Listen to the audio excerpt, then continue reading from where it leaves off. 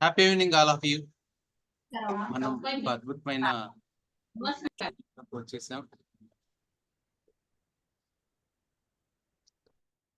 ఈరోజు ఒక important topic తో మనం ఈరోజు వెళ్ళిపోతున్నాం. చాలా ఇంపార్టెంట్ టాపిక్. మన లైఫ్ లో మనకి ఏ విధంగా ఉపయోగపడుతుంది, అదే ట్రైనర్ గా, స్పీకర్ గా మీరు రేపొద్దున మీ భవిష్యత్తులో మీరు మీ వర్క్ లైఫ్ ని ఎలా బ్యాలెన్స్ చేసుకోవాలి అనే టాపిక్ మీద మనం వెళ్తున్నాం. మన డైరెక్ట్ సెషన్ లోకి మనం వెళ్ళిపోదాం. ఆల్రెడీ ఇప్పటి వరకు మనం చిట్ చాట్ చేసుకున్నాం కదా, డైరెక్ట్ సెషన్ లోకి వెళ్ళిపోదాం. Ma'am, Rajesh ma'am, virtual reverse ఒక కొటేషన్ తో మన సెషన్ స్టార్ట్ చేయాలి. Happy evening all. Happiness is not something ready-made. It comes from your own actions by Dalai Lama garu. మనం హ్యాపీనెస్ కోసం బయట వ్యక్తుల దగ్గర చూస్తుంటాం, కానీ హ్యాపీనెస్ ఆల్వేస్ మనతోనే ఉంటుంది. మన యాక్షన్స్ తో దాన్ని ఐడెంటిఫై చేసి మరింత సంతోషంగా ఉండడానికి ట్రై చేద్దాం. Thank you to one and all. Ma'am, Sameera ma'am please. Happy evening everyone. ఈరోజు స్పీకర్ గారు వచ్చేసి సుధీర్ బంధం రావురి గారు, entrepreneur sir, life skill trainer sir, business trainer, family counselling కూడా సార్ ఇస్తారు. సార్ యొక్క business details 28 years of experience in business లో. Sir managing director కూడా Big Block Infra Developers లో ఉంటారు, Private Limited. Partner Sri Vishnu Sai Constructions లో ఉంటారు. సార్ కి ఇంపాక్ట్ తో చాలా కాలం జర్నీ. 21st బ్యాచ్ నుండి sir certified trainer. Sir 6 batches కి ఇన్ఛార్జ్ గా ఉన్నారు. 54th బ్యాచ్ 90, 135, 153, 162, 180 బ్యాచెస్ కి సార్ ఇన్ఛార్జ్ గా ఉన్నారు. నేషనల్ వైస్ ప్రెసిడెంట్ గా, ఇంపాక్ట్ ఇంటర్నేషనల్ ప్రెసిడెంట్ గా సార్ ఉన్నారు. Thank you sir, thank you so much. Virtual diocese మన స్టైల్లో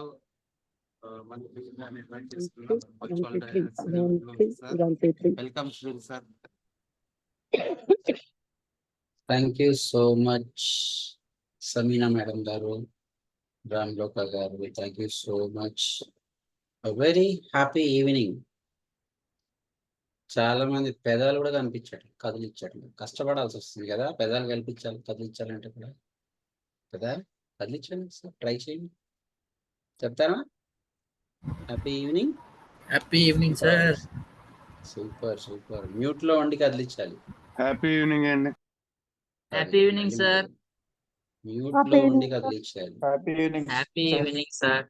హ్యాపీ ఈవినింగ్ సార్. నా మాట వినిపించట్లేదు అనేది నాకు హ్యాపీ ఈవినింగ్ సార్. కదా, హ్యాపీ ఈవినింగ్ సార్. వినిపిస్తుందా? తంబి ఇవ్వండి ఒకసారి, వినిపిస్తే.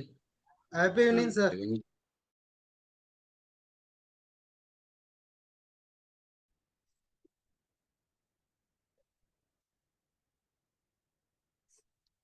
Happy evening sir. మ్యూట్ లో ఉన్నాను. నేను మ్యూట్ లోకి వెళ్ళిపోయాను కదా. Correct. Thank you so much once again. Congratulations మీ అందరికీ కూడా. ఎందుకనంటే ఎంతో మందికి, కొన్ని వందల మందికి, వేల మందికి ఈ మెసేజ్ వెళ్తే మీరు అందులో కొద్ది మంది నేర్చుకోవాలనే ఒక తపన, సమాజానికి సేవను అందించాలి అనే ఒక తపన మీరు కల్పించుకొని దీంట్లో చేరినందుకు మీ అందరికీ కంగ్రాచులేషన్స్. మీకు మీరు ఒకసారి గట్టిగా వచ్చుకోండి. శభాష్, నా అంత తోపు ఎవరు లేరు అనుకోండి ఒకసారి. Good, super. అండ్ అలాగే ఇన్ఛార్జ్ రామ్లోక గారికి, మీ యొక్క executive director PR for Impact International Srinivas Permalla గారికి, మీ ఎవరైతే మేము ఉంటున్నాము అని చెప్పి మెంటర్స్గా వ్యవహరిస్తున్నారో అందరికీ కూడా thank you so much. And none other than మన గురువు గారికి కదా. గురువు గారు లేకపోతే అసలు మనం ప్రయాణం మొదలు పెట్టే వాళ్ళమే కాదు, మనకి అవకాశం కూడా దొరికేది కాదు. కాబట్టి ఆయనకు కూడా మనం నా ధన్యవాదాలు తెలియజేసుకున్నాను. పేపర్ ఆల్రెడీ లీక్ అయిపోయింది కదా, టాపిక్ కదా, పేపర్ లీక్ అయిపోయింది, క్వశ్చన్ పేపర్ లీక్ అయిపోయింది, కానీ ఆన్సర్ తెలియదు. సరే, నేను ఒక ప్రశ్న అడుగుతాను, నాకు చాటింగ్ లో మాత్రమే సమాధానం చెప్పండి. ఐ థింక్ మీరు మ్యూట్లోకి వెళ్ళిపోయినట్టున్నారు, మిమ్మల్ని మ్యూట్ చేసేసినట్టున్నారు.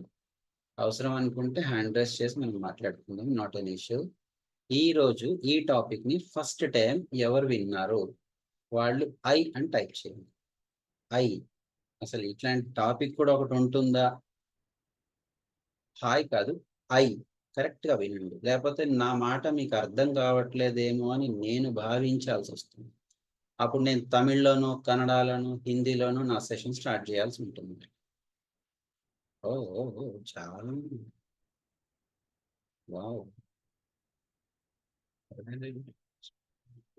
చాలా మందికి ఈ రోజే ఈ టాపిక్ ఒకటి ఉన్నది అని తెలిసింది అనేది అర్థం అయిపోతుంది కదా. యా, ఇప్పుడు నాకు నా గురించి సమీనా గారు చెప్తున్నప్పుడు 21st బ్యాచ్ లో నేను ట్రైనింగ్ తీసుకున్నాను అని చెప్పారు కదా. మీది ఎన్నో బ్యాచ్ ఒకసారి టైప్ చేయండి, మీ బ్యాచ్ నెంబర్ టైప్ చేయండి. 1688. 168 1688. 1688 బ్యాచ్ కాదు, 168. ఐ థింక్ సో, పర్లేదు. 168B sir. Okay, good good. 168B, very good. So నేను స్టార్ట్ చేసిన జర్నీ రేపు డిసెంబర్ వస్తే 3 years అవుతుంది, కంప్లీట్ అవుతుంది. అంటే 3 సంవత్సరాల్లో 21 బ్యాచ్ నుంచి 168వ బ్యాచ్, బట్ 180వ బ్యాచ్ కూడా కంప్లీట్ అయిపోయింది. ఇందాక ప్రొఫైల్లో చెప్పారు, నేనే కంప్లీట్ చేశాను.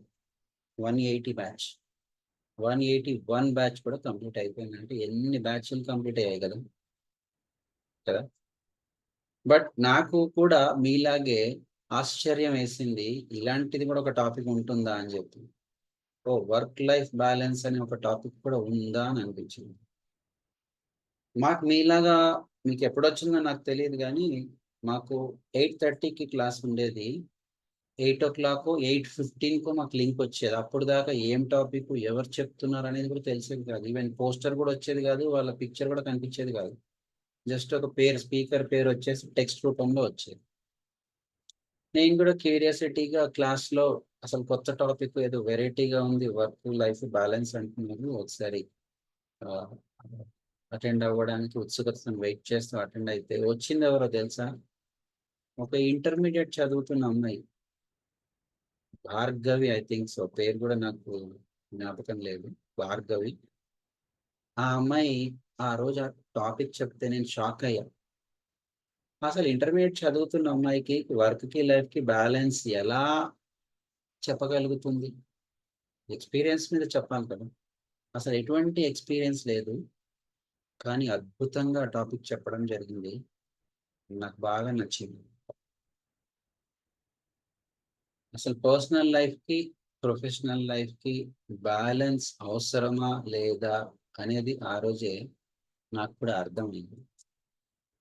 సో నేను ఈ టాపిక్ ఇప్పుడు రెగ్యులర్గా చాలా మంది నన్ను అడుగుతున్నారు, మనం చెప్పడం జరుగుతుంది. కానీ మీరు ఎప్పుడైనా మీ పర్సనల్ లైఫ్, ప్రొఫెషనల్ లైఫ్లో ఇబ్బంది పడ్డవాళ్ళు ఎవరన్నా ఉంటే ఐ యామ్ అని టైప్ చేయండి. IAM, I am.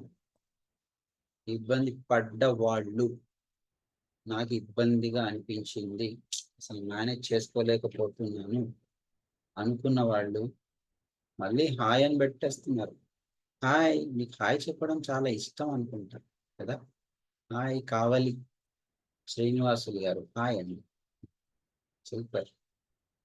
I am very good. మీలాగే నేను ఇబ్బంది పడ్డవాడిని, కానీ దీని మీద ఒక సర్వే జరిగింది. సర్వే జరిగి అసలు రియల్గా ఈ వర్క్ లైఫ్ బ్యాలెన్స్ చేయకుండా ఇబ్బంది పడుతున్న వాళ్ళు ఎంతమంది ఉన్నారు అని ఈ సర్వే చేస్తే వచ్చిన రిజల్ట్ ఏంటి అని అంటే 60% మంది ఇబ్బంది పడుతున్నారంట. పని చేస్తున్న వాళ్ళు కూడా, ఎవరైతే వర్క్ చేస్తూ కుటుంబానికి సమయాన్ని ఇవ్వలేకపోతున్నారో 60% మంది, అంటే మీరు ఆలోచించండి, ఎంతమందికి ఈ టాపిక్ అవసరం ఉంది, ఎంతమంది ఇబ్బంది పడుతున్నారు కదా. సో దీనివల్ల వచ్చేది ఏంటి అని అంటే ఎన్నో రకాల మానసిక ఒత్తిళ్లు రావడము, ఇబ్బందులు పడడము, చాలా రకాలు వస్తూ ఉంటాయి. మీలో ఎవరికైనా అద్భుతంగా మేము స్టోరీ చెప్పగలుగుతాము అన్నవాళ్ళు ఎవరైనా ఉన్నారా? హ్యాండ్ రైస్ చేయండి వర్చువల్గా.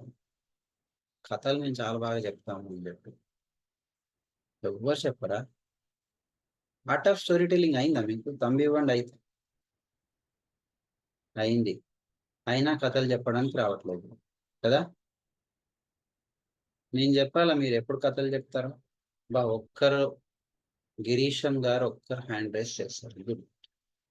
కథలు చెప్పడం రాదు అన్న వాళ్ళందరూ కూడా కథలు బ్రహ్మాండంగా చెప్పగలుగుతారు.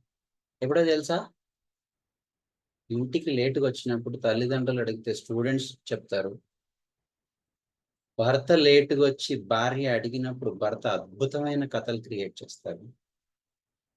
అత్తగారి దగ్గర కోడలు క్రియేట్ చేస్తుంది, కోడల దగ్గర అత్తగారు క్రియేట్ చేస్తారు. ఆఫీస్ బాస్ దగ్గర కూడా లేట్ వెళ్తే అద్భుతమైన స్టోరీలు అప్పటికప్పుడు పుట్టుకొస్తుంటాయి. ఏ సినీ రచయిత కూడా పనికిరానంత అద్భుతంగా మనం స్టోరీలు క్రియేట్ చేస్తుంది కదా. మరి నాకు రాదు అని ఎట్లా అంటున్నారు? సరే పర్లేదు. వాటర్ బాటిల్స్ ఉన్నాయా? అందరికి పెట్టుకున్నారా? మీకు టెక్స్ట్ లో వాటర్ బాటిల్ పెట్టుకోండి అన్నారు కదా, పెట్టుకున్నారా? ఒకసారి చూపించండి నాకు. అసలు మీ మెంటర్స్ మాట వింటున్నారా లేదా చెక్ చేద్దామని చెప్పి. వింటున్నారు, వెరీ గుడ్. మీ బ్యాచ్ సూపర్. అయితే ఒకసారి ఒక గుట్క మింగండి. నేను తాగుతూ మిమ్మల్ని ఆహ్వానించి అతిథి మర్యాద చేయకపోతే బాగోదు కాబట్టి మీ చేతి కూడా తాగించాను, గొంతు తడుపుకుంటాను కదా. నేనేం సెషన్ తీసుకోవడానికి రాలేదు, నాకు సెషన్లు ఇవ్వడం కూడా రాదు, నేను ఓన్లీ మాట్లాడుకోవడానికే వస్తాను. నేను ఇలాగే మాట్లాడుతూ మీతో ప్రయాణం చేస్తాను. నాకు ఇచ్చిన సమయం హార్డ్లీ 45 minutes 50 minutes 1 hour. ఒక చిన్న పిల్ల 4th class 5th class చదువుతుంది. ఆల్మోస్ట్ ఎంత ఏజ్ ఉంటుంది చెప్పండి 4th class అంటే? ఒక 8 years 9 years 10 లోపే ఉంటుంది కదా. 8 years, 4 + 5 అంటే 9 years అంటే 5th year లో ఫస్ట్ క్లాస్కి వస్తారు కదా, 9 years. జగదీశ్వర్ గారు 9, కరెక్ట్. 9 ఏళ్ల పాప ఇంటికి స్కూల్ నుంచి పరిగెత్తుకుంటూ వచ్చి వాళ్ళ అమ్మని గట్టిగా హగ్ చేసుకుంది. చాలా హ్యాపీగా ఉంది వాళ్ళ అమ్మ. ఆ పాప మమ్మీ మమ్మీ అని గట్టిగా హగ్ చేసుకుంటే ఆ తల్లికి కూడా చాలా సంతోషం వేసి, ఏంటి తల్లి ఏంటి ఎంత హ్యాపీగా ఉన్నావు అంటే, నేను చూడు అని చెప్పి బ్యాగ్ లో నుంచి తీసి దానికి ఇచ్చిన మెడల్ ని చూపిస్తుంది. Yes, I got the medal అని చెప్పి చాలా హ్యాపీగా ఫీల్ అవుతాయి. ఎందుకు ఇచ్చారు అని అంటే, నేను ఇప్పుడే చెప్పాను, డాడీ వచ్చినప్పుడు చెప్తాను, సర్ప్రైజ్ నీకు, నేను డాడీ వచ్చినప్పుడు చెప్తాను. సో వాళ్ళమ్మ సరే వెరీ గుడ్, నువ్వు ఏదో అచీవ్ చేస్తుంటావు అందుకే ఇచ్చారు, నువ్వు వెళ్ళి ఫ్రెష్ అయ్యారో నీకు ఇష్టమైన స్వీట్ చేసి పెడతానని చెప్పి వాళ్ళమ్మ ఆ స్వీట్ చేసి పెడుతుంది. ఆ పాప దీని క్యూరియాసిటీని తను కూడా ఆపుకోలేక ఎప్పుడు వాళ్ళ నాన్నగారు వస్తారా నేను చెప్పాలా అని ఎదురు చూస్తూ ఉంటుంది. అదే ఎంతూజియాజంగా, అదే ఎగ్జైట్మెంట్ గా ఉంటుంది. రోజు రావాల్సిన టైం ఆయన 8ంటికి రావాలి, 8:30 అయినా రాలేదు. కానీ పాప 8ంటికే తినేసి పడుకునే అలవాటు ఉన్న పాప. నాన్నగారు వచ్చిన టైంలో తినేసి తొందరగా పడుకునే అలవాటు ఉన్న పాప. కానీ ఆ రోజు 8:30 అయినా తినలేదు, పడుకోవడానికి కూడా ప్రయత్నం చేయలేదు. 8:45 అయిపోయింది, రాలేదు. 9 o'clock వాళ్ళ నాన్నగారు ఎంట్రీ ఇచ్చారు. ఇంట్లోకి వస్తూనే సోఫాలో ఇట్లా బ్యాగ్ పడేసి, ఏమై అన్నం పెట్టు అనుకుంటా వాళ్ళ ఆవిడికి ఒక కమాండ్ ఇచ్చేసి ఫ్రెష్ అయిపోయి వచ్చి భోజనం చేస్తూ ఉన్నాడు ఫోన్ చూసుకుంటూ. పాప ఏమో అత్యుత్సాహంగా ఉంది, నేను ఎప్పుడు చెప్పాలా ఎప్పుడు డాడీతో కూడా అప్రిషియేషన్ పొందాలని చాలా అత్యుత్సాహంగా చాలా హ్యాపీగా చెప్పడానికి ప్రయత్నం చేస్తుంది. కానీ ఆయన కనీసం కనెక్ట్ కూడా అవ్వట్లేదు, ఐ కాంటాక్ట్ కూడా జరగట్లేదు. కూర్చున్నారు డైనింగ్ టేబుల్ మీద, ముగ్గురు కూర్చున్నారు.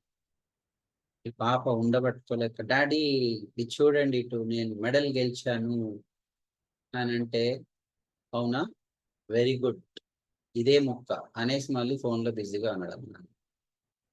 ఈ పాప కొంచెం డిసప్పాయింట్ అయిపోయింది. ఎందుకనంటే ఎక్స్పెక్ట్ చేసింది మీట్ అవ్వకపోతే న్యాచురల్ గానే డిసప్పాయింట్ అవుతుంది కదా. డిసప్పాయింట్ అయిపోయి మళ్ళీ ఏంటి అలా అంటారు, నేను ఇంత హ్యాపీగా చెప్తుంటే మీరు నన్ను పట్టించుకోవట్లేదు డాడీ అని అంటే, ఒక్కసారి సీరియస్ లుక్ వేసి మార్కెట్లో 100 రూపాయలకి దొరుకుతుంది. ఏదో ఒలింపిక్ గోల్డ్ మెడల్ గెలిచినంత బిల్డప్ ఎందుకు, మూసుకొని తినేసి పోయి పడుకో, అయినా ఎందుకు ఇంత లేట్గా వెయిట్ చేస్తున్నావు తినకుండా అని చెప్పి కాస్త కసురుకోవడం జరిగింది. ఇంకా ఆ పాప పరిస్థితి ఏమైందనంటే, బెలూన్ ఫుల్గా ఊది ట్యాక్ చేసిన తర్వాత ఒక సూది పెట్టి గుచ్చితే గాలంతా పోతే ఎలా అయిపోతుంది, అలా అయిపోయింది. మొత్తం చిన్నగుచ్చుకుంది. ఇంకా అసలు ఎందుకు గెలిచాను అనేది చెప్పే థాట్ కూడా లేకుండా, తినకుండా ఉన్న పడంగా లేచి తన చిల్డ్రన్ బెడ్. ఇక్కడ తండ్రి పట్టించుకోవట్లేదు, ఫోన్లో బిజీగా ఉన్నాడు. కానీ ఆ తల్లికి లోపల నుంచి కోపం తన్నుకొచ్చింది. అరే చిన్న పిల్ల, 8-9 సంవత్సరాల పిల్ల ఎంతో సంతోషంగా వచ్చింది. తన సంతోషాన్ని పంచుకుందాం అనుకుంటే అది దానికి రెస్పాండ్ అవ్వకపోవడం, పైగా పట్టించుకోకుండా వెళ్ళిపోవడం చాలా బాధేసేసి వాళ్ళ ఆయన మీద కసురుకోవడం లేదు. ఏంటండి అసలు మీరు ఆ పాప అంత సంతోషంగా ఉంటే మీరు పట్టించుకోకుండా మీ ఫోన్లో మీరు బిజీగా ఉంటారు, మీకు ఫోన్ ముఖ్యమా మేము ముఖ్యమా అసలు ఏమనుకుంటున్నారంటే, టెన్షన్ పెట్టాక నేను చాలా ఆఫీస్ పనిలో బిజీగా ఉన్నా, టెన్షన్గా ఉన్నాను. మీ టెన్షన్స్ ఏమైనా ఉంటే మీరు బయట వదిలేసుకుంటారండి, మాకు ఇంట్లోకి తీసుకురాకండి. ఇప్పుడు మీరు ఏం చేస్తారో నాకు తెలీదు, మీరు పాపతోని భోజనం చేపియాలి, దాన్ని పడుకోబెట్టాలి అని చెప్పి మీ టెన్షన్స్ మా మీద ఎందుకు రుద్దుతున్నారు అని చెప్పి కాస్త కటువుగా మాట్లాడేసరికి ఆయన కూడా రియలైజ్ అయిపోయారు, అవును కదా అని చెప్పి లేచి వెళ్ళి బెడ్రూమ్లో పక్కన కూర్చుంటాడు. పాప దగ్గర కూర్చొని, సారీ బేటా ఏదో టెన్షన్లో ఉన్నాను, టెన్షన్లో ఉండి నేను పట్టించుకోలేదు, ఒకసారి ఎందుకు గెలిచావు చెప్పు అని అంటే, స్పోర్ట్స్ పెట్టారు, స్పోర్ట్స్లో నేను గెలిచాను అని చెప్తాను.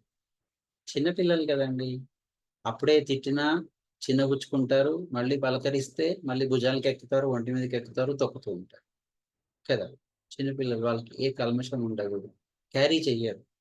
ఇదే పెద్దోళ్ళమ్మ మనని ఎవరైనా ఏమన్నా అంటే, నువ్వు ఇంత మాట అంటావా, నేను పట్టించుకోవా, నేను నీతో మాట్లాడను, 20 రోజులు బంద్ కదా. మనం క్యారీ చేస్తాం, బట్ పిల్లలు పట్టించుకోరు. కానీ ఆ పిల్ల, డాడీ నేను ఒక్క ప్రశ్న అడగమంటారా అని అడిగింది. అడుగు తల్లి అని. మీరు ఒక రోజుకి ఎంత సంపాదిస్తారు అని. వాళ్ళ నాన్నకి షాక్, ఆల్రెడీ ఆఫీస్ వర్క్ లో ఇరిటేషన్లో వచ్చాడు, ఎంత సంపాదిస్తారు అని ఈ పిల్ల అడిగితే అసలు ఆ ప్రశ్నకే ఈయన షాక్ అయ్యి చాలా కొంచెం ఇరిటేట్ అయినట్టు అయిపోయి, అసలు ఏమన్నా సంబంధం ఉందా నువ్వు గెలిచిన దానికి నా సంపాదన గురించి అది అడుగుతుంది. లేదు డాడీ ప్లీజ్ చెప్పండి. ఒక్క రోజుకి 20,000 సంపాదిస్తాను అని చెప్పాడు. డాడీ ఇంకొక రిక్వెస్ట్ నాది అని. ఏంటి అని అంటే, నాకు ఒక 18,000 ఇస్తారా అని అడుగుతుంది. ఇంకా తండ్రికి నశాలానికి ఎక్కుతుంది కోపం. న్యాచురల్లీ అంతే కదా, ఆల్రెడీ ఇరిటేట్ అయి ఉన్నాడు, సంబంధం లేని ప్రశ్న అడగడం ఏంటి, 9 ఏళ్ల పిల్ల 18,000 రూపాయలు అడగడం ఏంటి అని చెప్పి పిచ్చి కోపం వచ్చేసి బయటకు వచ్చేసి, నువ్వు నీ కూతురు తగలడండి, అది ఏం ప్రశ్న అడుగుతుంది పిచ్చిగా 18,000 రూపాయలు కావాలంట అంటే, ఆ తల్లి కూడా షాక్. అవును 18,000 రూపాయలు ఎందుకు అడుగుతుంది, 9 ఇయర్స్ పిల్లకి అంత అమౌంట్ ఏం అవసరం వచ్చింది అని ఆమె కూడా ఆలోచించి, మీరు ఒక పని చేయండి, దానికి 18,000 ఇవ్వండి అని. ఆ భర్తకి ఇంకా పిచ్చెక్కుతుంది, నీకు కూడా అసలు బుర్ర పని చేస్తున్నట్లేదు, 18,000 ఇవ్వడం ఏంటి ఆ చిన్నపిల్లకని అంటే, కాదు అసలు ఏం చేస్తుంది, ఎందుకు అడుగుతుంది అనే విషయం మనం తెలుసుకోవాల్సిన బాధ్యత మన పేరెంట్స్గా మనకు ఉంది. కాబట్టి మీరు ఇవ్వండి, మనం అబ్జర్వ్ చేస్తాం కదా, మనం చూద్దాం అసలు ఏం చేస్తుంది అనేది అని చెప్పి చెప్తే, ఆయన కూడా అసలు అడగకూడని ప్రశ్న, సంబంధం లేని ప్రశ్న అడిగేసరికి ఆయన కూడా ఆలోచించి సరేలే అని చెప్పి 18,000 రూపాయలు ఆ పాపకి ఇస్తారు. అది తీసుకోగానే ఇమ్మీడియట్ గా లేచి తన కిడ్నీ బ్యాంక్ పగలగొట్టేసి దాంట్లో 2,000 రూపాయలు జమ చేసి, ఆ 18,000కి 2,000 కలిపి 20,000 వాళ్ళ డాడీ చేతిలో ఇచ్చి, రేపు ఒక్క రోజు నాతో గడపండి డాడీ, ఒక్కసారి ఆలోచించండి, ఈ పరిస్థితి మన పిల్లలతో మనకు వస్తే మనం ఎలా ఉంటుంది మానసిక స్థితి. పిల్లలకి సమయం ఇవ్వకపోతే వచ్చే ఇబ్బందుల వల్ల మనం బాధపడడమే కాకుండా పిల్లలనే కాదు, కుటుంబానికి, లైఫ్, మన పర్సనల్ లైఫ్ మనం టైం ఇవ్వకుండా పరుగుల జీవితంలో ముందుకు వెళ్తూ ఉంటే వచ్చేది ఏంటి? 100% స్ట్రెస్ వస్తుంది, మానసిక ఒత్తిడికి, ఆందోళనకి గురవుతూ ఉంటుంది. దానివల్ల ఏమవుతుంది చెప్పండి? వర్క్లో కాన్సన్ట్రేషన్ ఉండదు, రిలేషన్షిప్ మెయింటైన్ అవ్వదు, కాన్ఫ్లిక్ట్స్ జనరేట్ అవుతాయి, ఆరోగ్యం క్షీణిస్తుంది. 100% డయాబెటిక్ పేషెంట్ అయ్యాడు అని అంటే స్ట్రెస్ తీసుకున్నాడు కాబట్టే డయాబెటిక్ పేషెంట్ అయ్యాడు. This is confirm. Heart attack patient అయ్యాడు, బ్లడ్ ప్రెషర్ పెరిగింది అని అంటే స్ట్రెస్ తీసుకున్నారు అని అర్థం. వెరీ సింపుల్ అండి. మీకు వెహికల్స్ నడిపేయడం అలవాటే కదా, బండి సర్వీసింగ్ ఇచ్చినప్పుడు స్మూత్ గా ఉంటుందా, లేకపోతే అట్లాగే మొండిగా 1 సంవత్సరం 2 సంవత్సరాలు సర్వీసింగ్ ఇవ్వకుండా నడిపిస్తే స్మూత్ గా బండి కదులుతుందా? సర్వీసింగ్ ఇచ్చినప్పుడు కదులుతుందా? 1. సర్వీసింగ్ లేనప్పుడు కదులుతుందా? 2. మీ సమాధానం ఫింగర్స్ లో చెప్పండి కదా. అందరు నేను కొడతా అంటున్నారు నన్ను. 100% సర్వీసింగ్ ఇచ్చినప్పుడు బండి చాలా స్మూత్ గా వెళ్తుంది.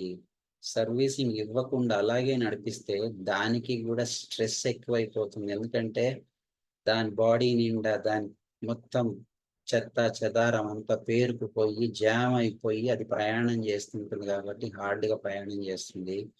Piece of mind, pleasant of మైండ్తో మనం ప్రయాణం చేస్తే కూడా మన లైఫ్ హ్యాపీగా ఉంటుంది. అదర్వైజ్ స్ట్రెస్ని తీసుకొని ప్రయాణం చేస్తే ఖచ్చితంగా హెల్త్ ఇష్యూస్ వస్తాయి. ప్రతి ఒక్కరికి ఎక్స్పెక్టేషన్స్ ఉంటాయండి, ప్రతి ఒక్కరికి కూడా ఎక్స్పెక్టేషన్స్ ఉంటాయి. అందులో కుటుంబం అనేసరికి భర్త ఇంటికి రాగానే నా భార్య నన్ను ప్రేమగా పలకరించి కూర్చోబెట్టి టీయో కాఫీయో మంచినీళ్ళు అందించి ఎలా ఉన్నారండి ఏమిటి అని చెప్పి అడగాలని భర్త కోరుకుంటాడు. ఇది ఆయన ఎక్స్పెక్టేషన్. భార్య ఎక్స్పెక్టేషన్ ఏంటంటే భర్త నా ఇంటికి రావాలని కోరుకోవడమే కాకుండా నా గురించి ఏదైనా ఆలోచించి తీసుకొచ్చారా, లేకపోతే ఒక సంతోషం వచ్చారు, ఇట్లా ఒక్కొక్కరు ఒక్కొక్క ఎక్స్పెక్టేషన్ ఉంటుంది. నాకు టైం ఇవ్వాలి, మమ్మల్ని అక్కడ తీసుకెళ్ళాలి, లేకపోతే మాతో పాటు ప్రయాణం చేయాలి, ఒక్కసేపు గడపాలి, ఆడుకోవాలి, కూర్చోవాలి, మాట్లాడాలి అని ఈ ఎక్స్పెక్టేషన్స్ ఉంటుంది. మీట్ అవ్వకపోతే కాన్ఫ్లిక్ట్స్ స్టార్ట్ అవుతాయి. కాన్ఫ్లిక్ట్స్ అంటే చిన్న చిన్న మనస్పర్ధ కదా. చిన్న చిన్న మనస్పర్ధలు వచ్చాయి అని అంటే పాత జ్ఞాపకాలు అన్ని గుర్తొస్తాయి. పెళ్ళై ఒక 20 సంవత్సరాలు అయిన తర్వాత ఈ మనస్పర్ధ వచ్చింది అనుకోండి, 20 సంవత్సరాల ముందు జరిగిన విషయాలన్నీ గుర్తొస్తాయి. నువ్వు పలానా వాళ్ళు ఇలా చేసావు, అలా చేశారు, నిన్ను పెళ్లి చేసుకోవడానికి నేను తప్పు చేశాను, నాకు ఆ సంబంధం వచ్చినా నేను అది వదిలేసి నిన్ను పెళ్లి చేసి ఇంకా నాన్న రభస, మొత్తం బ్యాండ్ బాజా బారాత్ అంతా కూడా ఇంట్లోనే ఉంటుంది. మళ్ళీ కొన్ని రోజుల వరకు అదే మైండ్ సెట్తో ట్రావెల్ అవుతుంది. అసలు ఈ భూమి మీదకి ఎందుకు వచ్చాము? బతకడానికి వచ్చాము, జీవించడానికి వచ్చాము, ఆస్వాదిస్తూ జీవించడానికి వచ్చాము. ఎందుకు వచ్చాము? 100% ఆస్వాదిస్తూ జీవించాలి. ఎందుకనంటే 84 లక్షల జీవరాశులు, 44 లక్షల కోట్ల జీవరాశులు, సంథింగ్ బ్లా బ్లా బ్లా. అందులో ఉత్తమమైన జన్మ ఏంటి అని అంటే మానవ జన్మ అని చెప్తారు. కరెక్టా? ఎందుకంటే తెలివి ఉన్న జీవి ఏదైనా ఉంది అని అంటే మానవుడు మాత్రం.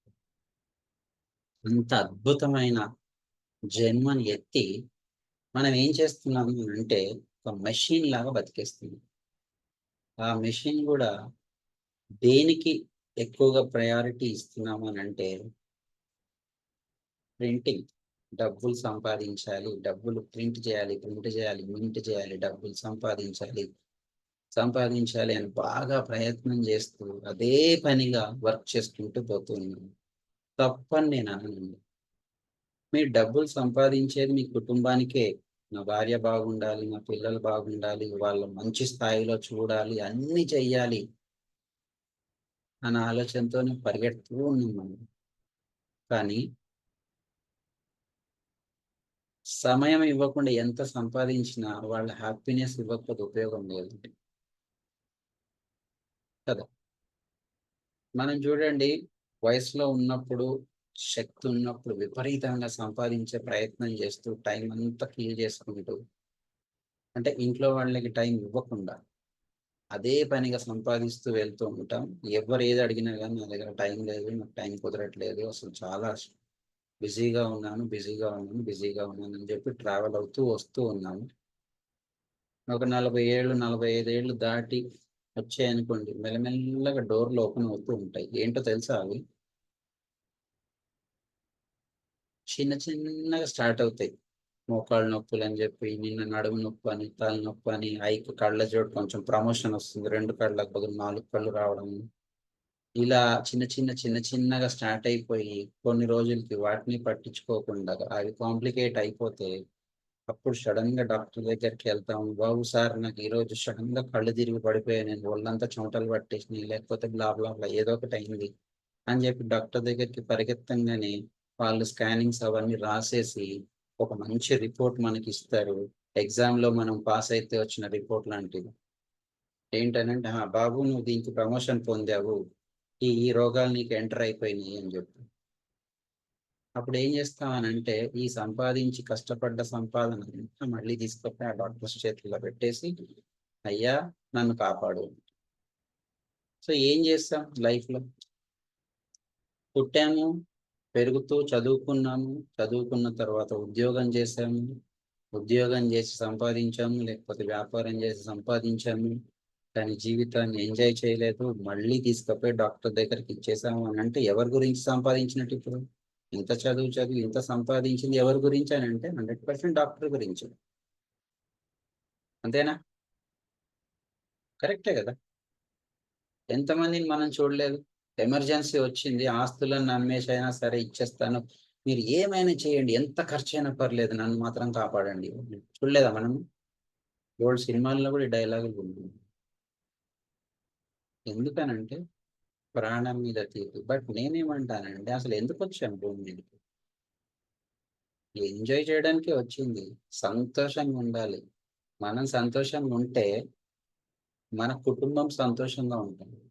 నేనే హ్యాపీగా లేకుండా నా కుటుంబాన్ని ఎలా హ్యాపీగా ఉంచగలుగుతాను?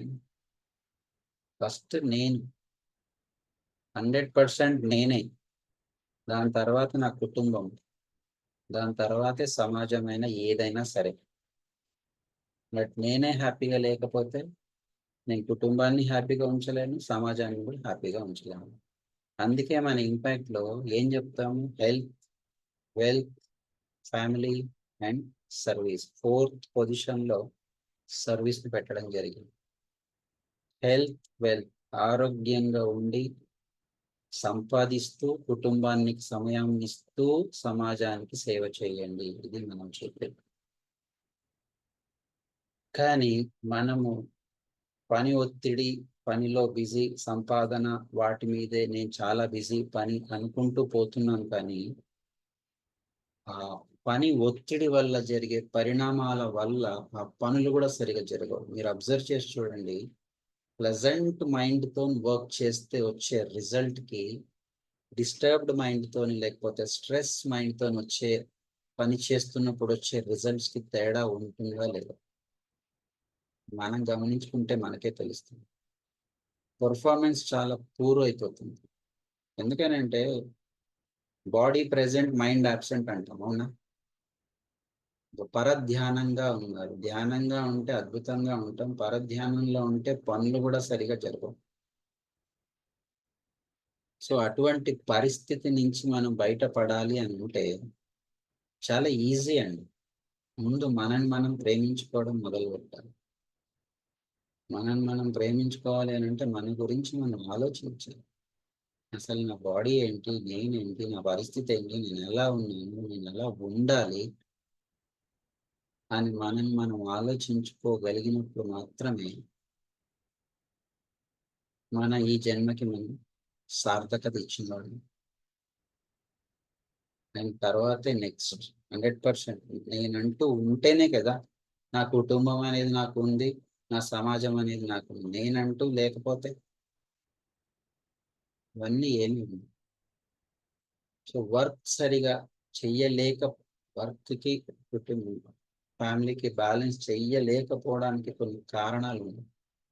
ఆ కారణాల పనులు ఏంటంటే బిజినెస్ పీపుల్, వాళ్ళకి పొద్దున్నే 8 9 వ్యాపారం మొదలు పెడితే రాత్రి 10 వరకు కూడా పనిచేస్తూ ఉంటారు.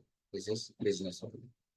ఎంప్లాయీ సెగ్మెంట్ వచ్చేస్తే 8 అవర్స్ జనరల్గా చేయాల్సి ఉంటుంది. కానీ 8 అవర్స్ కంటే ఎక్కువ వర్క్స్ చేశారు అని అంటే స్ట్రెస్ ఫీల్ అవుతారు.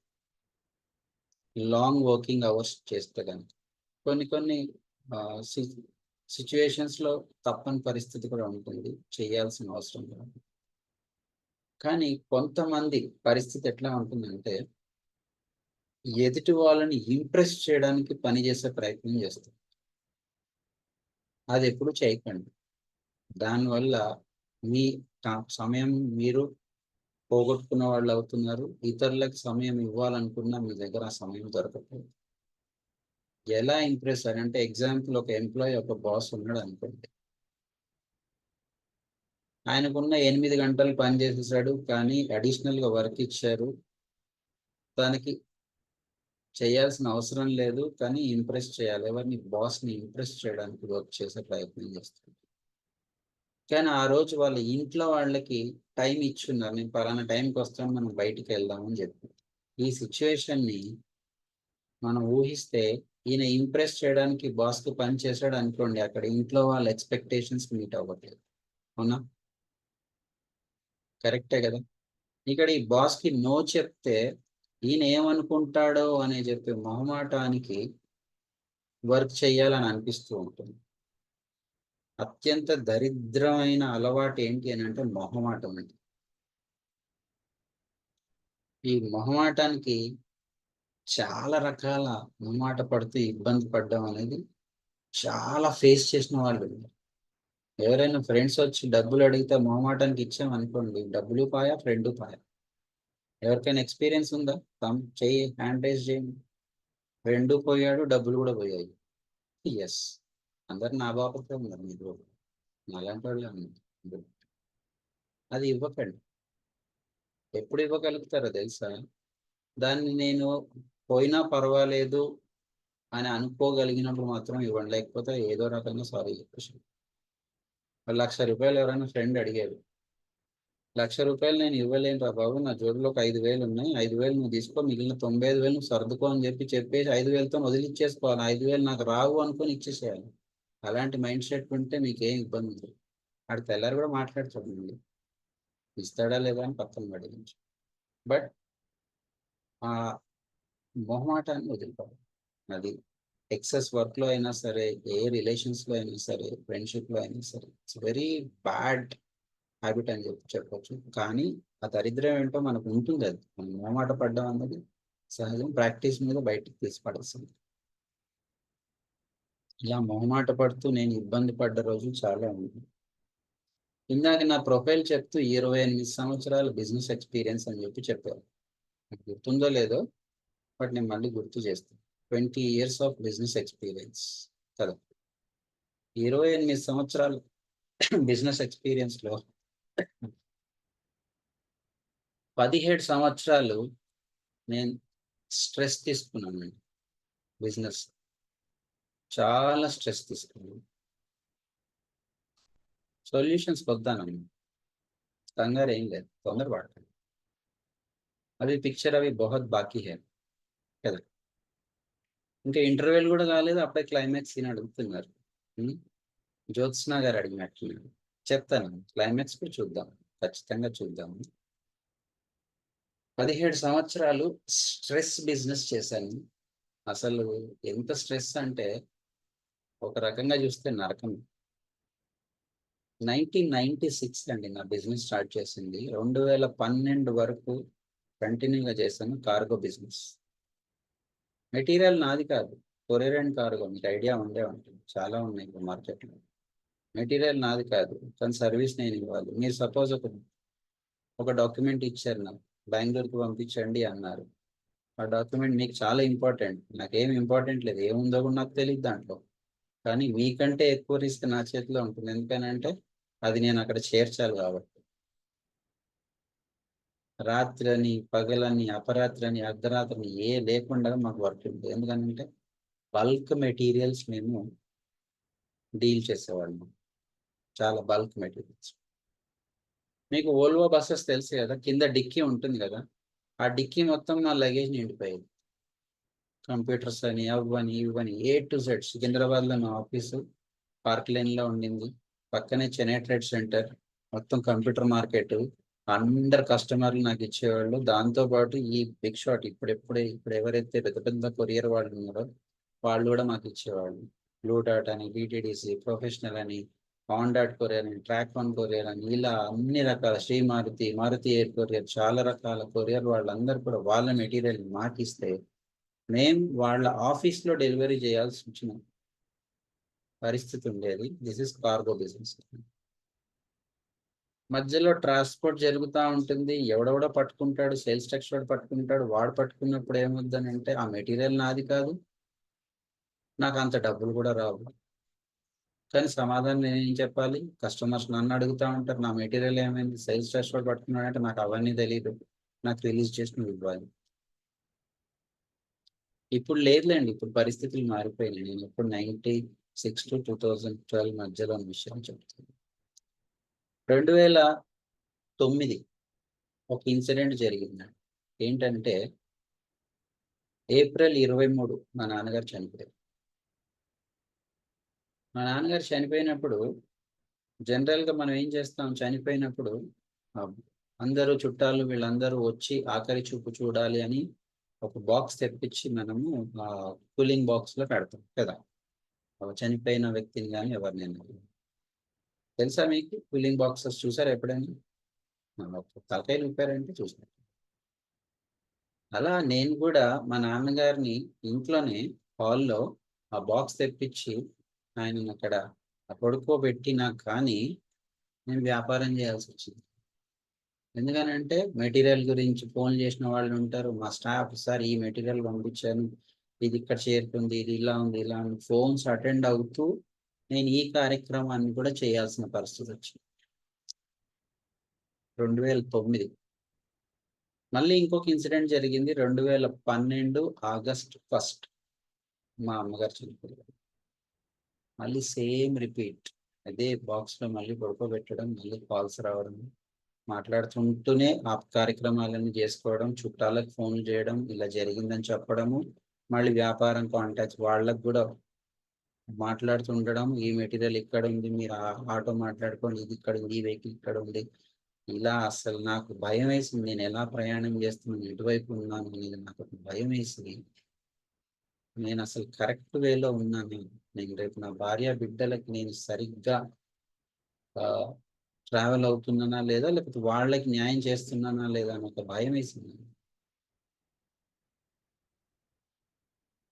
ఈ మధ్యలోనే అంటే 2009కి మధ్యలో 2007-9 మధ్యలో మా బాబు ఒక 1.5 year ఏజ్ అండి బాబు.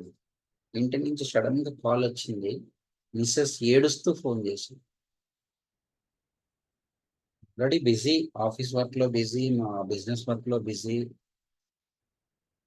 నువ్వు ఏడుస్తావు ఎందుకు, ముందు విషయం చెప్పు అని అంటే ఏడుస్తూ మాట్లాడుతూ నాకు అర్థం కావట్లేదు. నేను ఇంకా సీరియస్ అయిపోయి ఏడవనని ఏడు, చెప్పనని చెప్పు. అర్థం కాకుండా ఎంతసేపు మాట్లాడిన ఉపయోగం లేదు కదా సార్, ఏడుస్తూ మాట్లాడుతుంటే అర్థం కాకపోతే లాభం ఏంటి? సో చెప్పేసరికి మీరు అర్జెంటుగా ఇంటికి రండి అని అంటే నేను ఏమైపోయిందో అని చెప్పి ఇంటికి పరిగెత్తేసరికి అక్కడ ఏమైందో తెలుసా, ఆ బాబు వేలు తలుపులో పడి నలిగిపోయి గోరు చితికిపోయి బ్లడ్ వచ్చింది. సో నేను నా కన్సర్న్ ఎలా ఉండాలి అక్కడ జనరల్గా అయితే, అరే బాధపడాలి, హాస్పిటల్కి తీసుకెళ్ళాలి, సముదాయించాలి.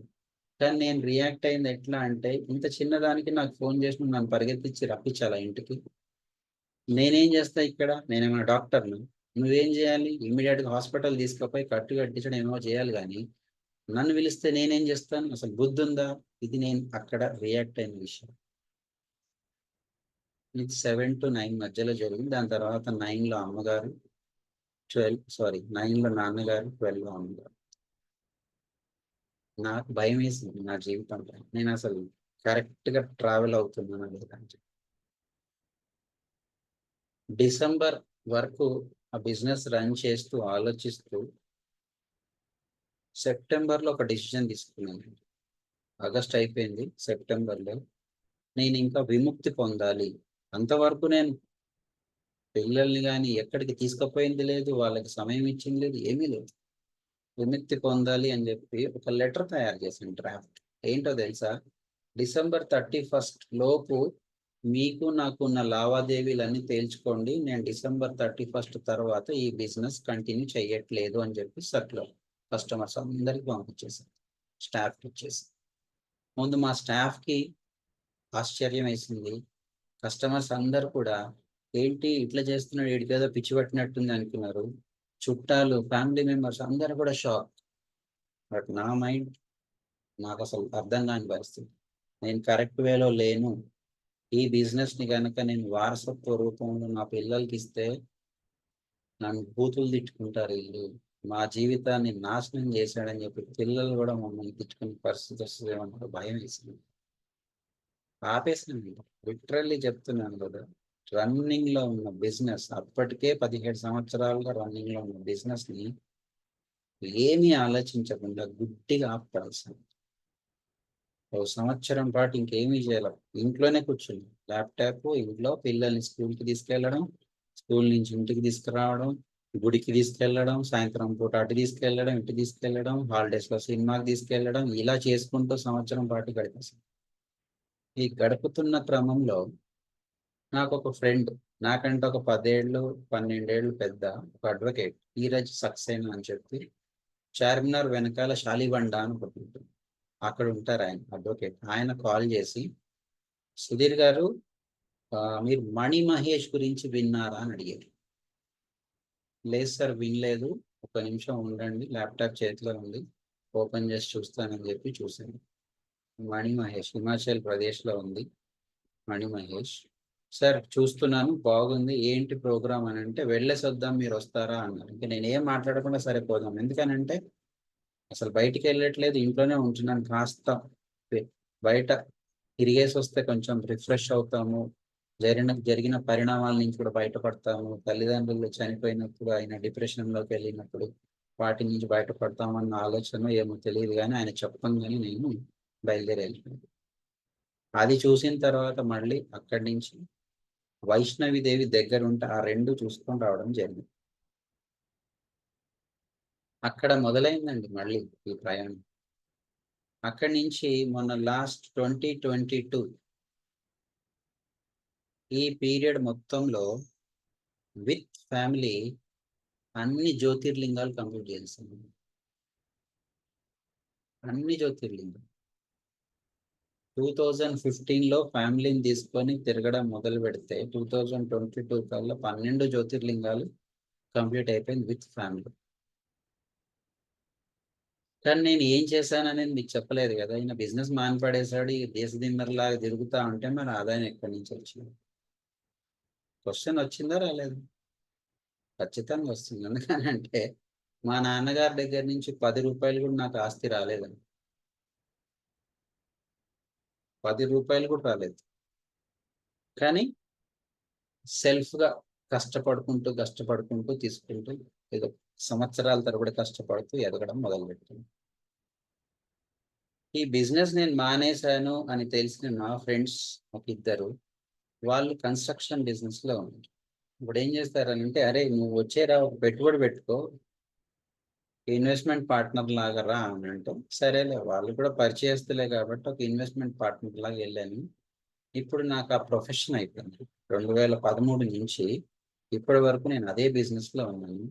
ఇప్పుడు మీకు నా ప్రొఫైల్లో చదివింది మేడం గారు విష్ణు సాయి కన్స్ట్రక్షన్స్, నేను one of the partner.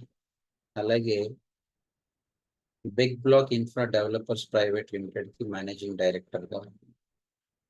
Construction business హాయిగా ప్రశాంతంగా జరుగుతుంది అండ్ ఫ్యామిలీకి ఫుల్ టైం ఇస్తున్నాను. 2020 డిసెంబర్ 23 ఇంపాక్ట్ కి కనెక్ట్ అయ్యాను. ఇంపాక్ట్ కి కనెక్ట్ అయిన తర్వాత అసలు ఎన్నో విషయాలు నేర్చుకున్నాను. అద్భుతమైన ప్రయాణం సాగుతుంది. ఇంపాక్ట్ లోకి వచ్చిన తర్వాత ఒక మనిషిగా నేను ఎలా బ్రతకాలి, కుటుంబంతో ఎలా నేను హ్యాపీగా లైఫ్ ని లీడ్ చేయాలి, టైం ఎలా ఇవ్వాలి, మానసిక స్థితి ఎలా ఉండాలి, ఎమోషనల్ కోషెంట్ ఎలా ఉండాలి, అసలు ఎదుటి వాళ్ళతో కమ్యూనికేషన్ ఎలా ఉంచాలి, ఇలా చాలా విషయాలు నేర్చుకుని అద్భుతమైన హ్యాపీ లైఫ్ ని లీడ్ చేస్తున్నాను. పుట్టిందే అసలు సంతోషంగా బతకడానికండి. లేదా ప్రింటింగ్ మిషన్ లాగా పైసలు సంపాదించేసేసి ఆస్తులు కూడబెట్టేసేసి ఇచ్చేసాం అనుకోండి, ఎవరు అనుభవించాలి అది? నేను ఒక ప్రశ్న అడుగుతాను, ఎవరైనా మాట్లాడదాం. ఎవరిని కనెక్ట్ చేద్దాం? జ్యోతి అబ్బినేని గారితో మాట్లాడదాం. ఓకేనా అమ్మా, మీరు అన్మ్యూట్ చేసుకోండి. మీరు బాగా సంపాదించారు, ఒక 100 కోట్లు సంపాదించారు అనుకుందాం.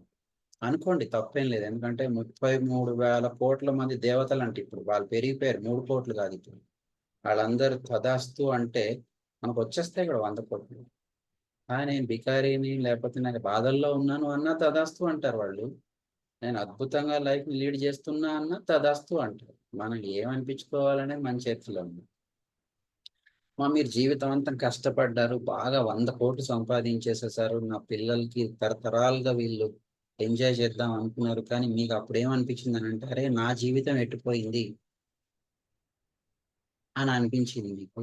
అప్పుడు ఏమనుకున్నారు అని అంటే, రియలైజ్ అయ్యారు, భగవంతుని కోరిక కోరారు, దేవుడా నన్ను మళ్ళీ పుట్టించు, నా పాత జ్ఞాపకాలు అన్ని నాకు ఇవ్వు, నా పూర్తి జ్ఞాపకాలు అన్ని నాకు ఇవ్వు అని అంటే తదాస్తు అన్నాడు, మళ్ళీ పుట్టించాడు.